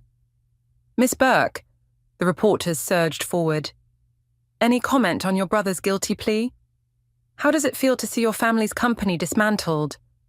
I pushed through them without commenting, only to find Riley waiting at the top of the steps. Thought you might need backup, she said, linking her arm through mine. Inside, the courtroom was already packed. My parents sat in the front row, both looking years older than when I'd last seen them. Mom's hair had gone completely grey. Dad kept dabbing at his forehead with a handkerchief. We can leave, Riley whispered. No, I need to see this through. Landon entered in handcuffs, his designer suit replaced by something off the rack. He looked small somehow, nothing like the swaggering brother who'd had me thrown out of the company. The judge cleared her throat. Before I deliver the sentence, would anyone like to speak on the defendant's behalf? My father stood shakily. Your Honor, my son made mistakes, but... Mistakes? The word left my mouth before I could stop it. Every head in the courtroom turned. Miss Burke, the judge said, would you like to make a statement? I felt Riley squeeze my hand as I stood. Yes, Your Honor.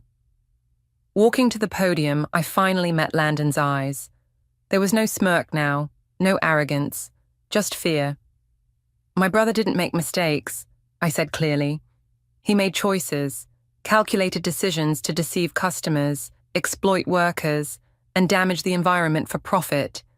He betrayed everything our company stood for. Lexi, please, Mum whispered from her seat. But, I continued, he's not the only one responsible. Our father encouraged it. Our mother enabled it.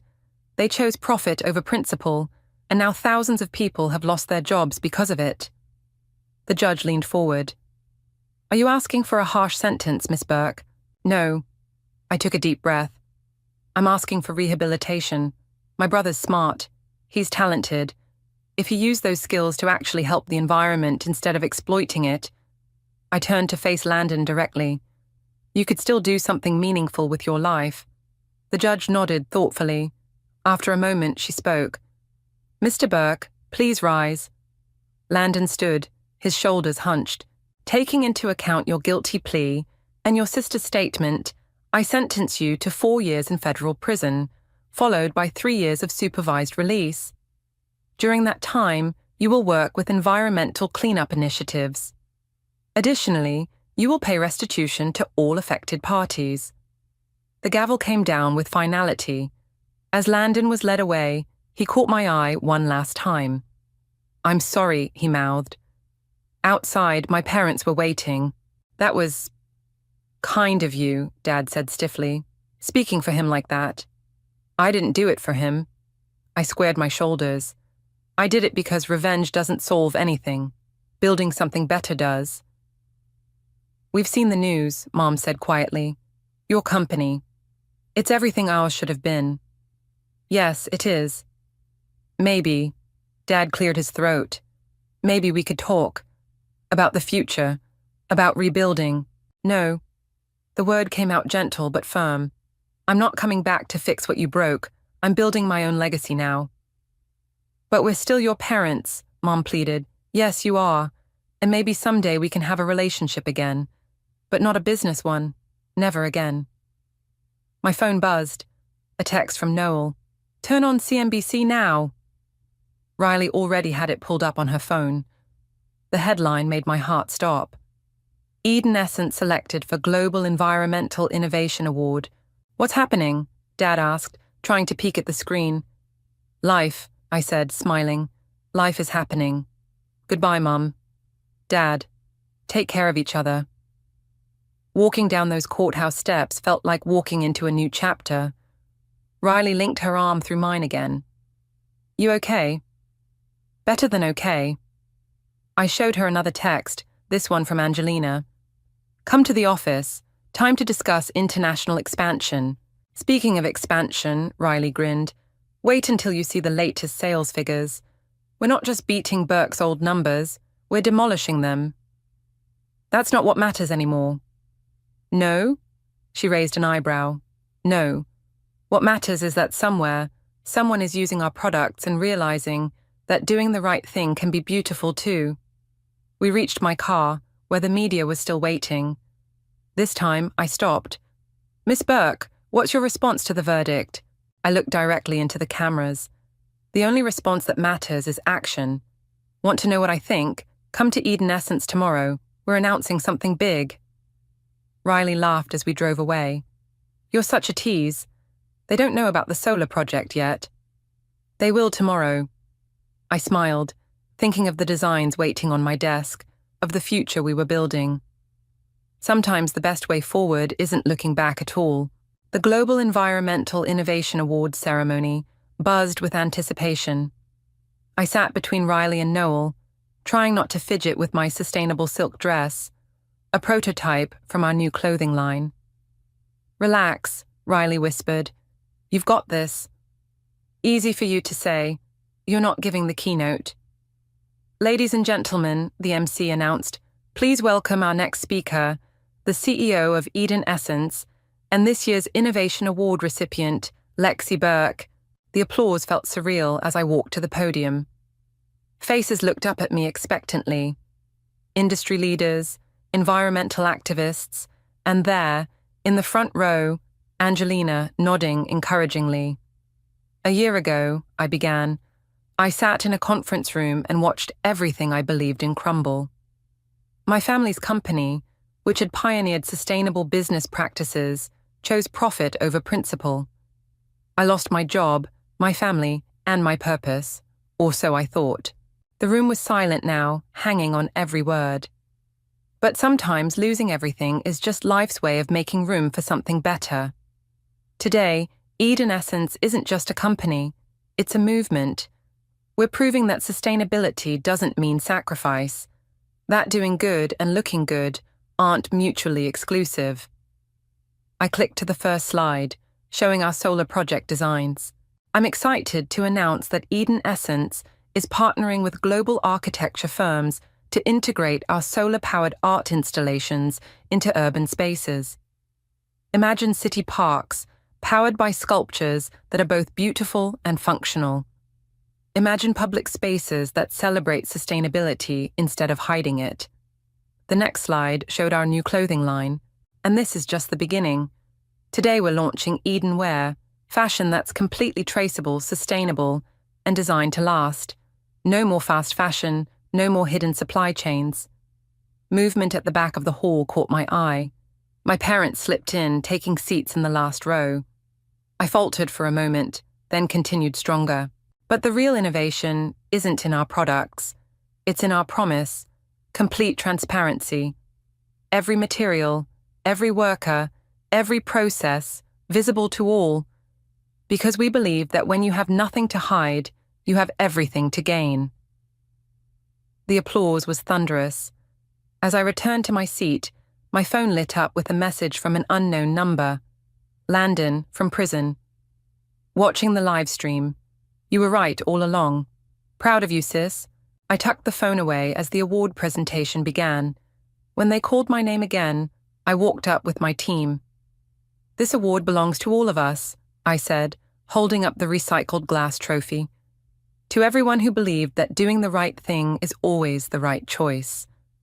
At the reception afterward, Angelina appeared with a tall man in an impeccably tailored suit. "Lexi, meet Marcus from Goldman Sachs. He's interested in taking Eden Essence public." My eyes widened. "Public? But we're barely a year old." "Your growth metrics are unprecedented," Marcus said. "And your brand loyalty. I haven't seen numbers like these since Apple." Before I could respond, I felt a tap on my shoulder. Mum stood there, Dad beside her. "Your speech," she said softly. "It was beautiful." "Thank you." I turned to introduce them to Marcus, but he and Angelina had tactfully disappeared. "We've been following everything," Dad said. "Your success, your innovations. You've built something remarkable." "We were wrong," Mom added, "about everything. We wanted to tell you that." I studied their faces, the genuine regret, the pride they'd never shown before. "Would you like to see our new designs?" I heard myself ask. Their faces lit up. As we walked toward the display area, Riley intercepted us. "Sorry to interrupt, but Tokyo's on the line. They want to move up the launch date." "Go," Dad said. "We can catch up another time. Maybe dinner next week?" I nodded slowly. Dinner would be nice. After they left, Noel appeared with champagne. "To our fearless leader." "To all of us," I corrected, including Riley and the rest of our team gathering around. "Speaking of all of us," Riley grinned, "wait until you see tomorrow's Times. They're calling us the future of ethical business." "No pressure," I laughed. The evening wound down, but the energy remained electric. As we gathered for one last team photo, I caught my reflection in the window. I barely recognized the confident woman looking back at me. "Hey," Riley nudged me. "Where'd you go just now?" Just thinking about that conference room a year ago, how losing everything turned out to be the best thing that ever happened to me. "To us," she corrected. "Now, about Tokyo." I smiled, pulling out my sketchbook, the same one I'd carried out of Burke Eco Solutions that last day. "I have some ideas, because that's the thing about rock bottom. It's a pretty solid foundation to build something extraordinary." The morning sun streamed through Eden Essence's new headquarters, a renovated historical building powered entirely by our solar art installations. I stood in my office, putting the finishing touches on a display of our journey, our first prototype, newspaper clippings, and in the center, my original sketchbook. A knock at the door made me turn. Angelina stood there, looking elegant as ever. "Ready for the transition announcement?" "Almost." I adjusted the frame containing our first product photo. "Hard to believe you're really retiring." "It's time." She walked over to examine the display. "You've exceeded every expectation I had when I decided to mentor you." "I had good teachers," I smiled. Karma." "Speaking of karma," Riley burst in, waving her tablet. "You need to see this." She pulled up a video of Landon being interviewed after his release from prison. He looked different, humbler, more grounded. "My sister was right," he was saying. "Success built on lies isn't success at all. That's why I'm dedicating my community service to teaching sustainable business practices to at-risk youth."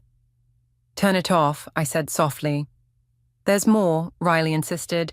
"He's been consulting with environmental cleanup projects, actually making a difference." "People can change," Angelina observed, "when they want to." My phone buzzed, a text from Mom. "We're here for the announcement. Your father's nervous but excited." "They're really doing it?" Riley asked, reading over my shoulder. I nodded. "Dad's officially transferring what's left of Burke Eco Solutions to Landon's youth program.